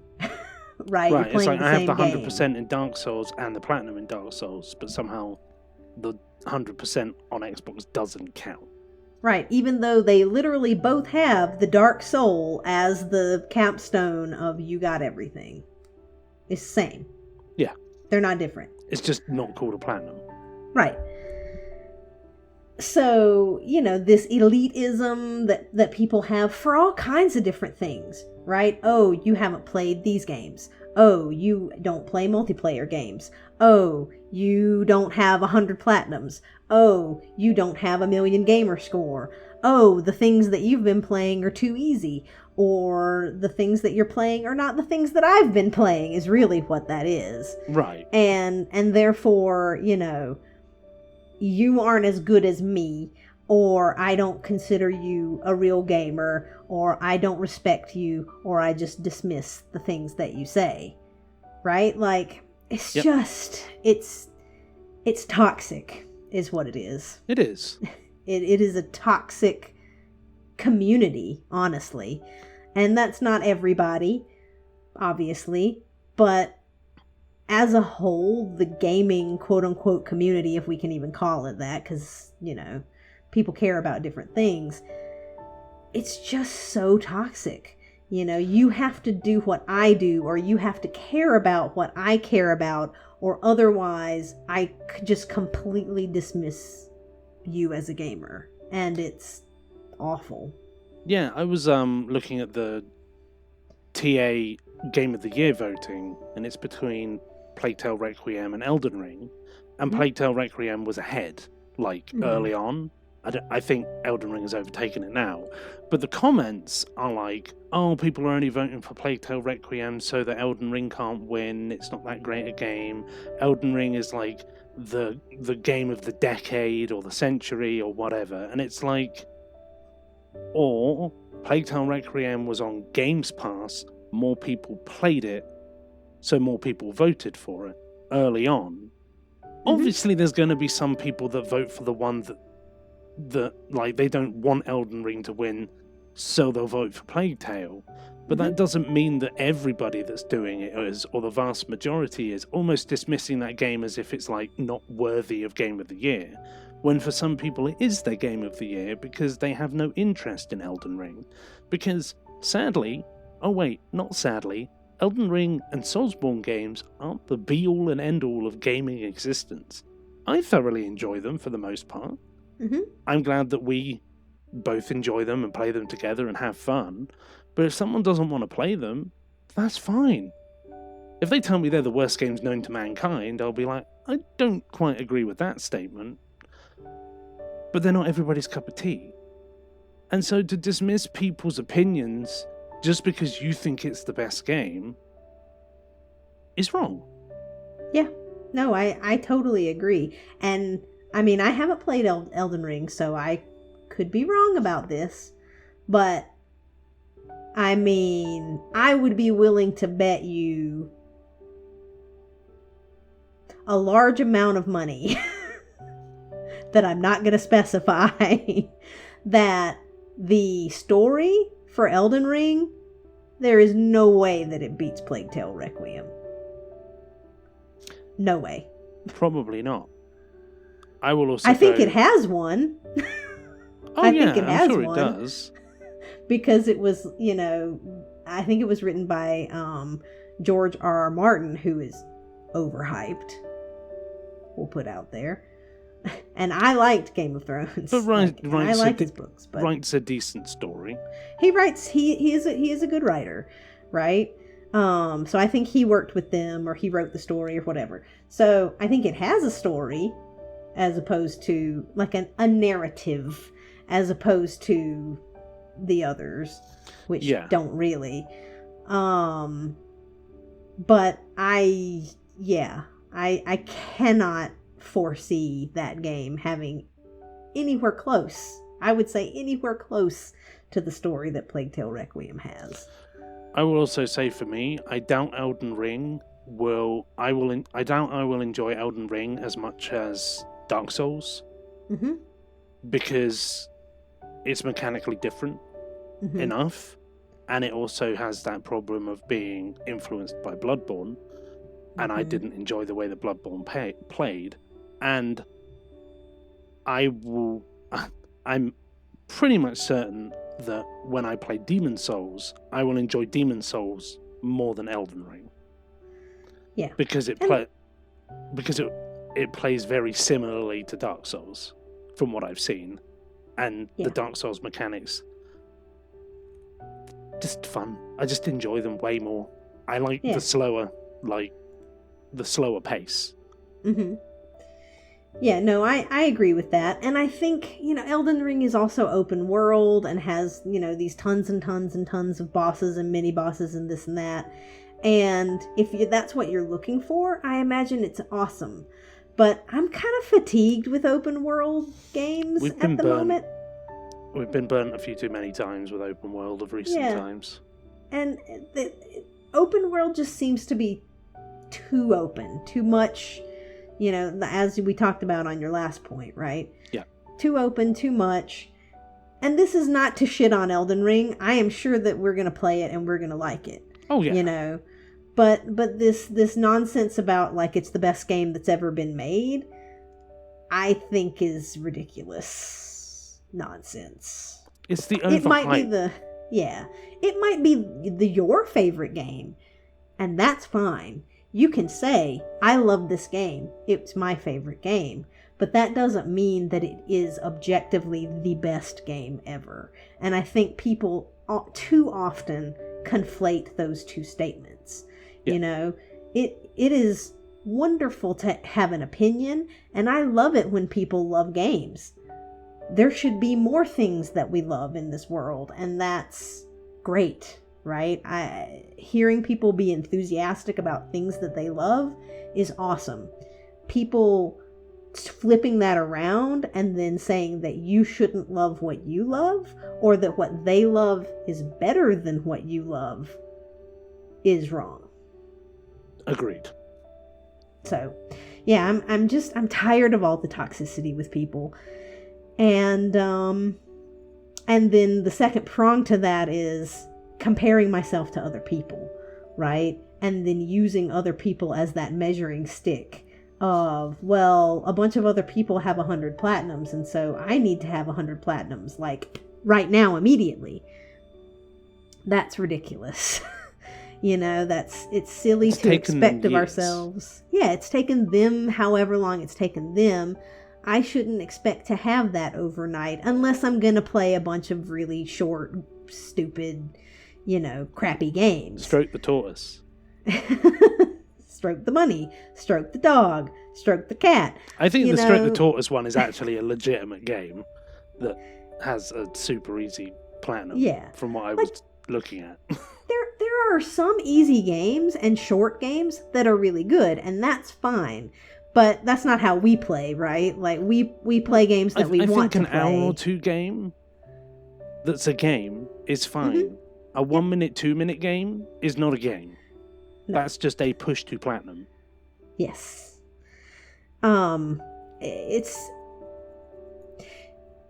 But it's okay to not have as much as someone else. It's okay to play at a different pace to someone else. I don't have to have 50 platinums this year because you had 50 platinums this year.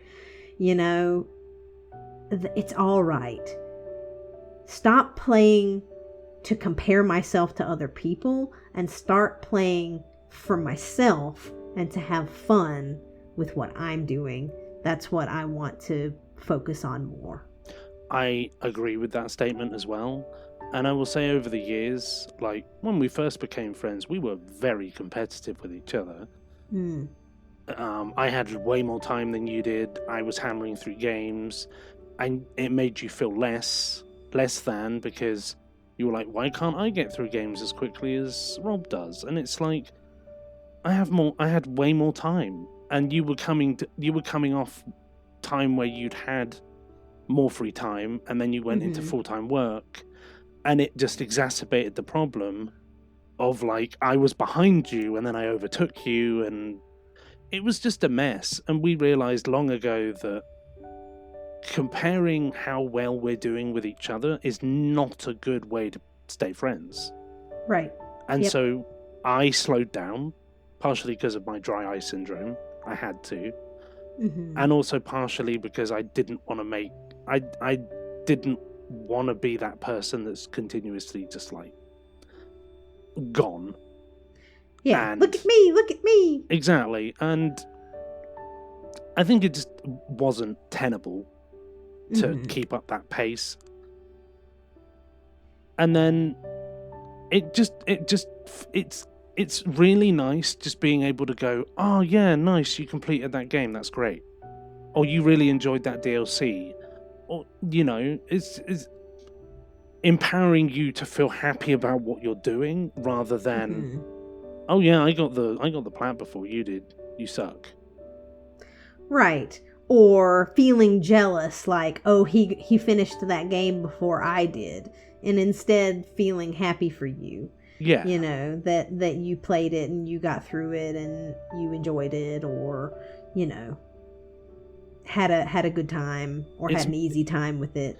Moving towards more positivity than confrontation. Mm-hmm. And that definitely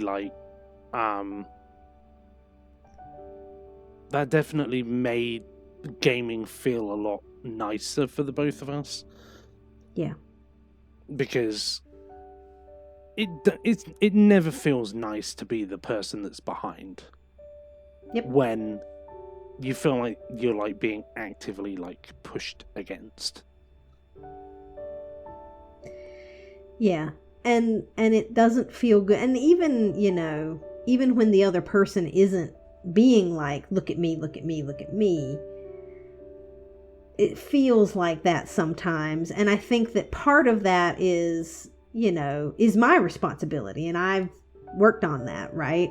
You know, as a personal goal to grow and to be like, you know what, like, he's not shitting on me. It's my own negative self-talk. Yeah, it's my own negativity telling me that I'm not good enough because of XYZ.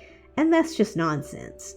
You know, those are things that divide people rather than bring them together. And that's not how I want to be as a human being. You know, so this competitive nature that I think is fostered by gaming and the gaming industry with all of their leaderboard crap and the multiplayer stuff and websites that we use like True Achievements and this and that with their leaderboards and their competitions and, you know, this, that, and the other. Where are you ranked on this site? PSN profiles is the same thing, right? What's your world rank? What's your country rank? Are you up? Are you down? Oh my gosh. Oh no, you've gone down. You're red and that's bad. It's like, no, I didn't play PlayStation for a week. Oh well. I was off chasing paper in Assassin's Creed. And so, you know, trying to fight against that mentality instead of playing into it, I think makes me a lot happier. It just feels like sometimes those aren't the paths you should be following. It's like with newer, with new gaming being so easy to get gamer score and like trying to keep up with other people. The only way you do it is by playing trash like they are. And I call it trash because it's literally pay money to get a 1 hour game that's terrible, but you just do it for the gamer score. It's worth 1,000 gamer score. So it's like I can spend 150 hours doing Assassin's Creed Valhalla for 100 gamer score. For 1,000 gamer score. Or someone can spend 1 hour and or 1 minute and put console commands in. So I touched upon this one a bit earlier on, but it's the numbers starting to become like just ticking boxes and getting more platinums and more completions just to get more. And like, where does it end? This is especially prevalent on Xbox, where it's like, I'm approaching 400 completed games. I'm not I mean, you know, I'm over 400,000 gamer score, have 99% completion, and so is there really a need for me to just keep pushing at this point? Like, do those numbers really mean anything to me anymore? Like, when I got 100,000 gamer score, I feel like that was so much more of an achievement than getting 400,000 gamer score, which is weird because it's like harder to get 400,000. But it felt like that lower milestone actually meant something because it felt harder to get. Like, I never thought I'd get 100,000 gamer score, let alone 400,000. Because I didn't game so much back in the day before I joined TA. And so, like, the first 3-4 years of having my gamer tag, I was doing, like, 10 games a year. It was way more of a hobby than whatever it has become now, where it just feels like an imperative. Must get more completions, must complete every game. And I feel very much backed into a corner with Xbox because I've come so far down that completion road. I wouldn't want to do anything to sabotage it at this point, but I'm also getting very tired of completing everything. It's like catch-22. It's I want to keep my completion, but I'm also tired of spending exorbitant amounts of money on DLC. And PlayStation is definitely more of a way out for that. With it having the Platinum Trophy, it is a nice little hallmark of, I completed the base game. Xbox doesn't really have that. It just has, oh, well, here's your percentage. And so it's just glaringly obvious, oh, I haven't got 100%. Whereas PlayStation is like, here's your Platinum. You don't have to do the DLC unless you really want to. Yeah. At least that's how my brain sees it. For sure, yeah. Like, it's a marker of this is complete that doesn't go away. And with everything getting more expensive, I feel like that mentality needs to change. At least in some regard for me. But I definitely felt like I fell back into it again this year. With the just push of, ooh, another completion. Ooh, another completion. Ooh, another platinum. And like, well, I have all these cool games I could be playing, but I'm playing these easier ones that I know I can do. Yeah, it's easy, I think, for me to spiral into that when you do something short. Yes. Because it's that immediate gratification, right, that you get from it, and you're like, ooh, I like this feeling, and so it starts up that achievement addiction again. You know, because it really is that. I feel like it is very akin it's like to a drug, an addiction behavior, right? Where it's like, ooh, I liked the way that felt, and it was quick, and it was the quick fix, right? And by quick we mean like, you know, less than 10 hours. Yeah, not right? like a minute. Not like a minute, because we don't do any of those. No, we haven't fallen that far yet. No. From our Thank standards. Goodness. Thank goodness. You know, but it's like, it depends on what you want out of it. And I think initially for both of us, the thing that brought us joy about it was this idea of completing things that we liked and completing things that we'd started. And it being this way to get some more value out of the games that we had played already or that we purchased already. And then it just spiraled into this, like we said, addictive behavior. And trying to like pull back from that it can be hard sometimes, you know? It's almost like trying to pull the Venom symbiote off yourself. Yeah. It just latches on. Yeah. It's like trying to pull yourself out of tar. So, you know, trying to be aware of that. Like, that's my biggest thing, is just trying to be aware of that. And going, am I enjoying this? Or is this just part of this, you know, adrenaline rush, right? Right. Is it true enjoyment, or is it a dopamine flush, right? And do I want this to be how I game going forward? Because I feel like you and I are very tired with the system. Mm-hmm. We've been doing this for more than a decade. Yeah. And it was fun when we had more time and we had less interests. Mm-hmm. And I feel like my interests have broadened over the last half decade. Mm-hmm. Doing D&D, doing recordings with you. Yep. Movies, like watching movies more often than I used to, because you and I dedicate Sunday evenings to watching a movie and we flip between who gets to choose. Mm-hmm.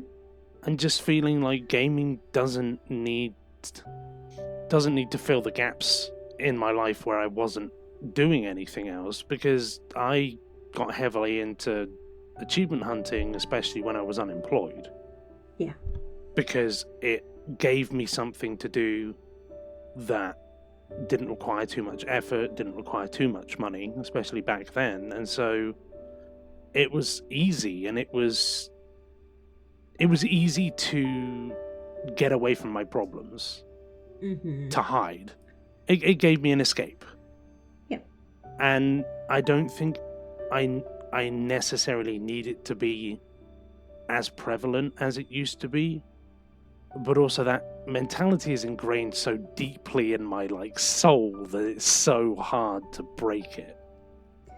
Yeah. And when you have the experience of doing a lot over the course of a year, it's hard to look at another year and see less and feel happy with that. Yes. Even though you've done less because you've done more other things. Yeah. Right? It's not that I'm a loser now because I only played 15 games. It's I enjoyed playing 15 games, and I also enjoyed doing these other things that I enjoy.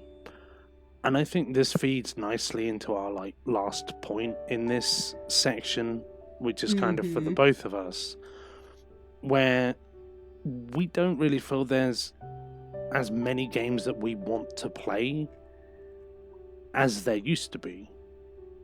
Mm-hmm. AAA titles don't feel as either good or geared towards how we want to play these days. And there is a large number of games being released, or so many games on the market that have released over the last generation of console, that sometimes even knowing what to play out of that list of things, it kind of feels overwhelming. It's weird, it's underwhelming and overwhelming, where there's so much to play, but not really feeling like there's much directed at how we want to play. Yeah, so those are our little insights for this year. I think it's good to reflect upon things like that and just know yourself better and your habits better, and to try to have a more enjoyable experience for you, rather than following what everybody else is doing, what everybody else deems important, or the sort of industry in general, and just doing things for you and your way of being. I think it's also important to reflect on your own position changing as well, of what I was doing 10 years ago, or 5 years ago, or 15 years ago. Is that what I want to be doing now? Does that bring me the same joy that it used to? Mm-hmm. And everything changes over time, including how we feel about things. Yeah. Doing the same thing over and over again may be fun for a year, but is it going to be fun for 10 years? Right. And can you continue to make it fun by changing things slightly so that it becomes fun again? I'll do a little bit less. I won't buy DLCs, etc. Yeah. Absolutely. Well, I think that we are through our topics for today. 2022 was a pretty good year, I think, in gaming for us. I would agree. For the most part, I would say net positive. There's always good. There's usually good. There's some bad, and there's also like habits that we want to change and things that we want to continue doing well that always come up. And so it's nice to get a feel of like where we are. Yeah, it's nice doing these reflections and just sort of, like I said at the beginning, processing the year, right? Before we head into another one. And so to wrap up, we're going to talk about our goals for 2023. I'll start off with mine. So on PlayStation, I'd like to get at least 75 platinums. I'm on 55 at the moment. And I'd like Red Dead Redemption 2 to be my 75th, because it's been sat on my tag since 2018 and I haven't played it yet. So I would kind of like to get that one done. And also we'd like to play the multiplayer together. Yes. So we both have that one. So we'll be doing that a lot this year, probably. Yeah. I mean, it's like a 200-hour completion at minimum. So it's going to take a little while, but we'll chip away. I'd like to get 5 platinums in the exclusive games that I ignored last year. Because they're good games and I really should play them, and they just sat there not doing anything. There seems to be a running trend. I've like ignored some things that I should have played in favour of some short things. But it's how it goes sometimes. I'd also like to work on any like of the older PS4 games that maybe came out like 2014, 2015, that have server-based trophies. Because we're coming to the point where some, at least on Xbox, some games are starting to lose their servers, and I would like to get the 100% or the platinums in them. So I kind of feel like I need to start working on that now, especially with us being like over 2 years into the PS5's life cycle. Yeah, and you start to see more and more closures for various things. And I also don't trust EA. Yeah, that because of FIFA. You should never do. No. You should never trust EA. And then on Xbox, I would like to hit 400 total completed games. I'm on like 392. I have 11 games left on my backlog that I would like to work on. That's including ones I haven't started and ones that I have partially completed. I'd like to get 450,000 gamer score, which is an increase of about 15,000, which is doable with what I have to work with. And I'm sure there'll be a sale on a few things on my wish list. So that's a nice, like, reachable number. And then I'd like to get back up to, well, I say back up to my maximum completion percentage, which at this point stands at 99.7% completion. That's with all achievements earned that don't include unobtainables, which I have 53 of from FIFA. Thanks, EA. And so, yeah, I think I've made myself some reasonable goals. I'll probably achieve the majority of those, but I also I have long-term goals that I track on TA and TT anyway. So like 100 platinums and 500,000 gamer score. But I feel like it's nice to have some like shorter goals to aim for over a year, but not feel like I'm chasing very high numbers, because I hammered PlayStation last year, and so I don't really want to be. I want to have more meaty games, more longer games, and so I probably won't get as many platinums or completions, but hopefully I'll feel happier because I'll have played some decent quality games. I'm not saying that the ones I played last year weren't of decent quality, but you've got, like, you know, Uncharted and God of War and Spider-Man, which are some of the, like, top PlayStation exclusives that I need to play. Yeah. Otherwise, it's like, what's the point of having a PlayStation if you're just going to replay your Xbox games? Yeah, it's feeding that addiction thing that we talked about earlier. Yeah. So nice. That is awesome. Yeah, I think that those are very reasonable goals. I think that, I don't see you having any trouble completing any of those, honestly, which is nice, Yes. right? Feeling like there's not this huge pressure of like, I want to get 100,000 gamer score or finish 100 things. Well, it's like in the past where I've done, let's do 2015 achievements in 2015. Right. I did it once and I was like, I'm not going to do that again. I don't want to get 2023 in 2023. Yeah, we'll save that for 2025. It'll be 10 years. I'll just go back for old time's sake. Yep. The 10-year anniversary of the crazy year. I mean, last year was crazy as well. It was. But like the number of actual achievements and trophies earned was less because they were more like short games. Yeah. So they didn't have as many. Yeah, I think it was like over 2,500. Yeah. That was like the biggest amount I've got in a year. Nuts. So, yeah, no, I think that those goals sound really nice, and it'll be fun playing Red Dead 2 with you. I hope it will be fun anyway. I hope it's so always too. fun playing together. Yeah, so I just even hope with the game mediocre itself- stuff, it makes it good. So with good games, it makes it even better. What about your goals? So my goals are a little bit more ambitious this year than last year. I'm kind of looking at what I did this past year and basing it off of that. So I'm not having a huge round number of gamer score, like a 450, because that's just too much. But I am aiming for 435,000 gamer score, which is an increase of about 23,000. Nice. Which is a little bit less than what I did this year. So that seems like that is doable. However, I would like to hit the big 50 platinums over on PlayStation, which would be an increase of 18 platinums, which is a little bit more than I did this year. So changing the balance there a little bit. Do you have a game planned for that? For the 50th? Yeah, I do. It'll be Shadow of the Tomb Raider. So I did Tomb Raider Definitive Edition for my 30th. And then I'm going to do Rise for 40 and then Shadow for 50.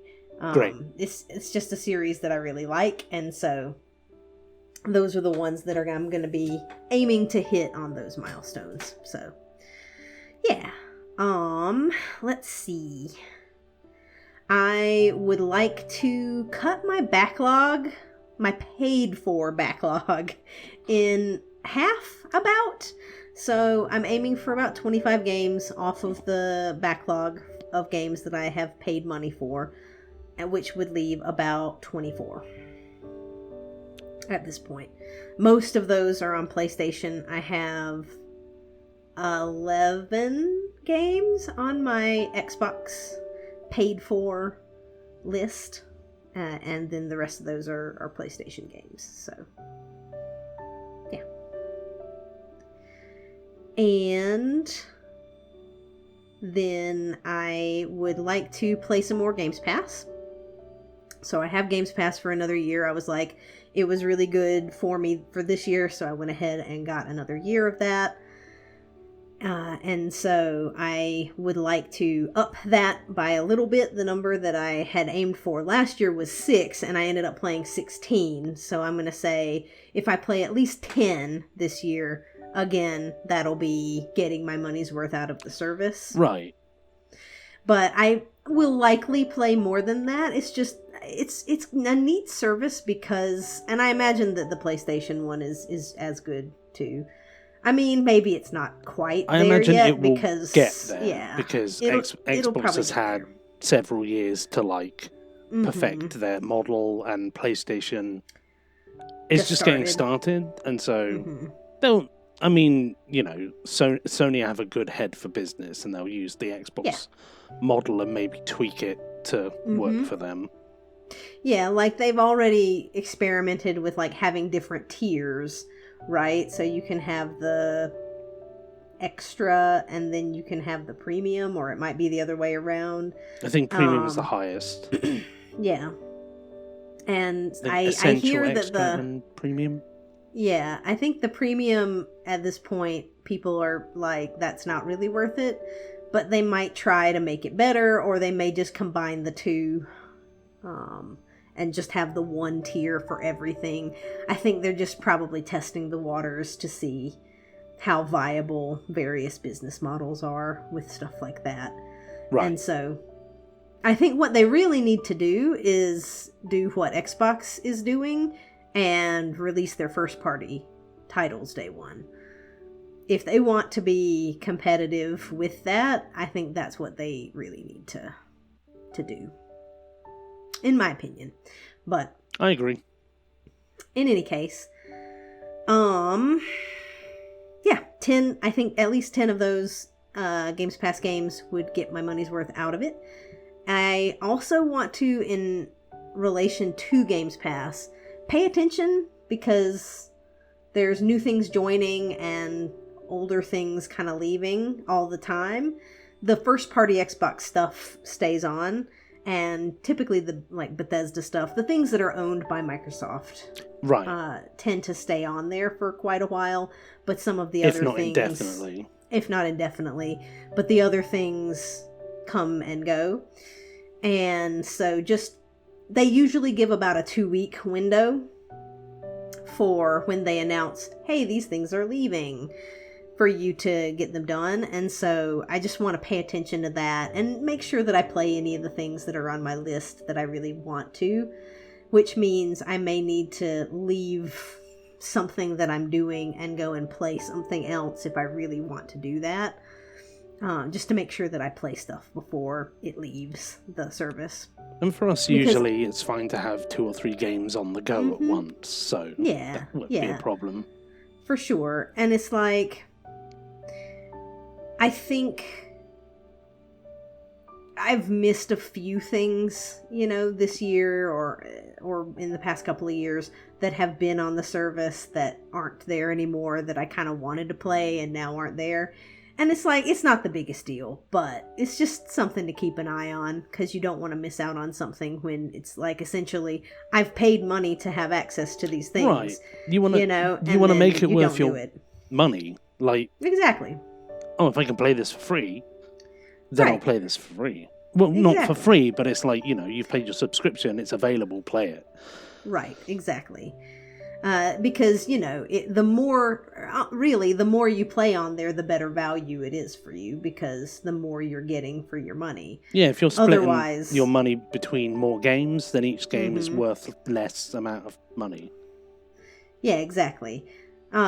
You've paid less for each one. Yeah. And so it's just... Otherwise, you may as well have just purchased those games. I feel like I said that weirdly, but it does make sense. No, it does. Each one's worth less. No, the more you play, each game is worth less. What? Oh, yeah. No, I think... If you tag a monetary value on the game... Yes, it's less. It's not like, this game is worthless, or this game Yes, is terrible. Notice there was a space. Worth less, not worthless. Uh-huh.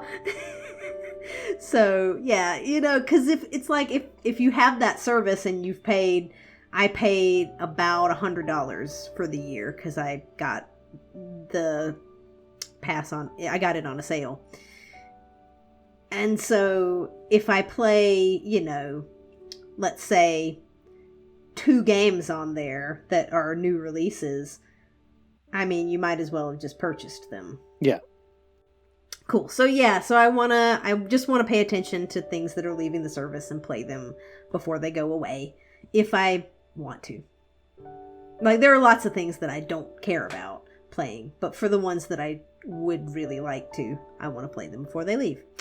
And my last goal is to finish up the DLCs that I want to finish, that I didn't finish last year. So I have, at this moment, Assassin's Creed Valhalla to clean up, the Resident Evil 6 DLC. The last one is only the Siege DLC. I've done all the others. And the Horizon Zero Dawn, the Frozen Wilds DLC. And the the title update with the New Game Plus and Yeah. That took me about 7 card mode. hours. I did it Nice. last week. Awesome. So yeah, and I want to do the Horizon Zero Dawn DLC and then play Horizon Forbidden West, I think. Nice. That'll be a nice kind of like reintroduction and reminder of the story of the original one, and then go into the sequel.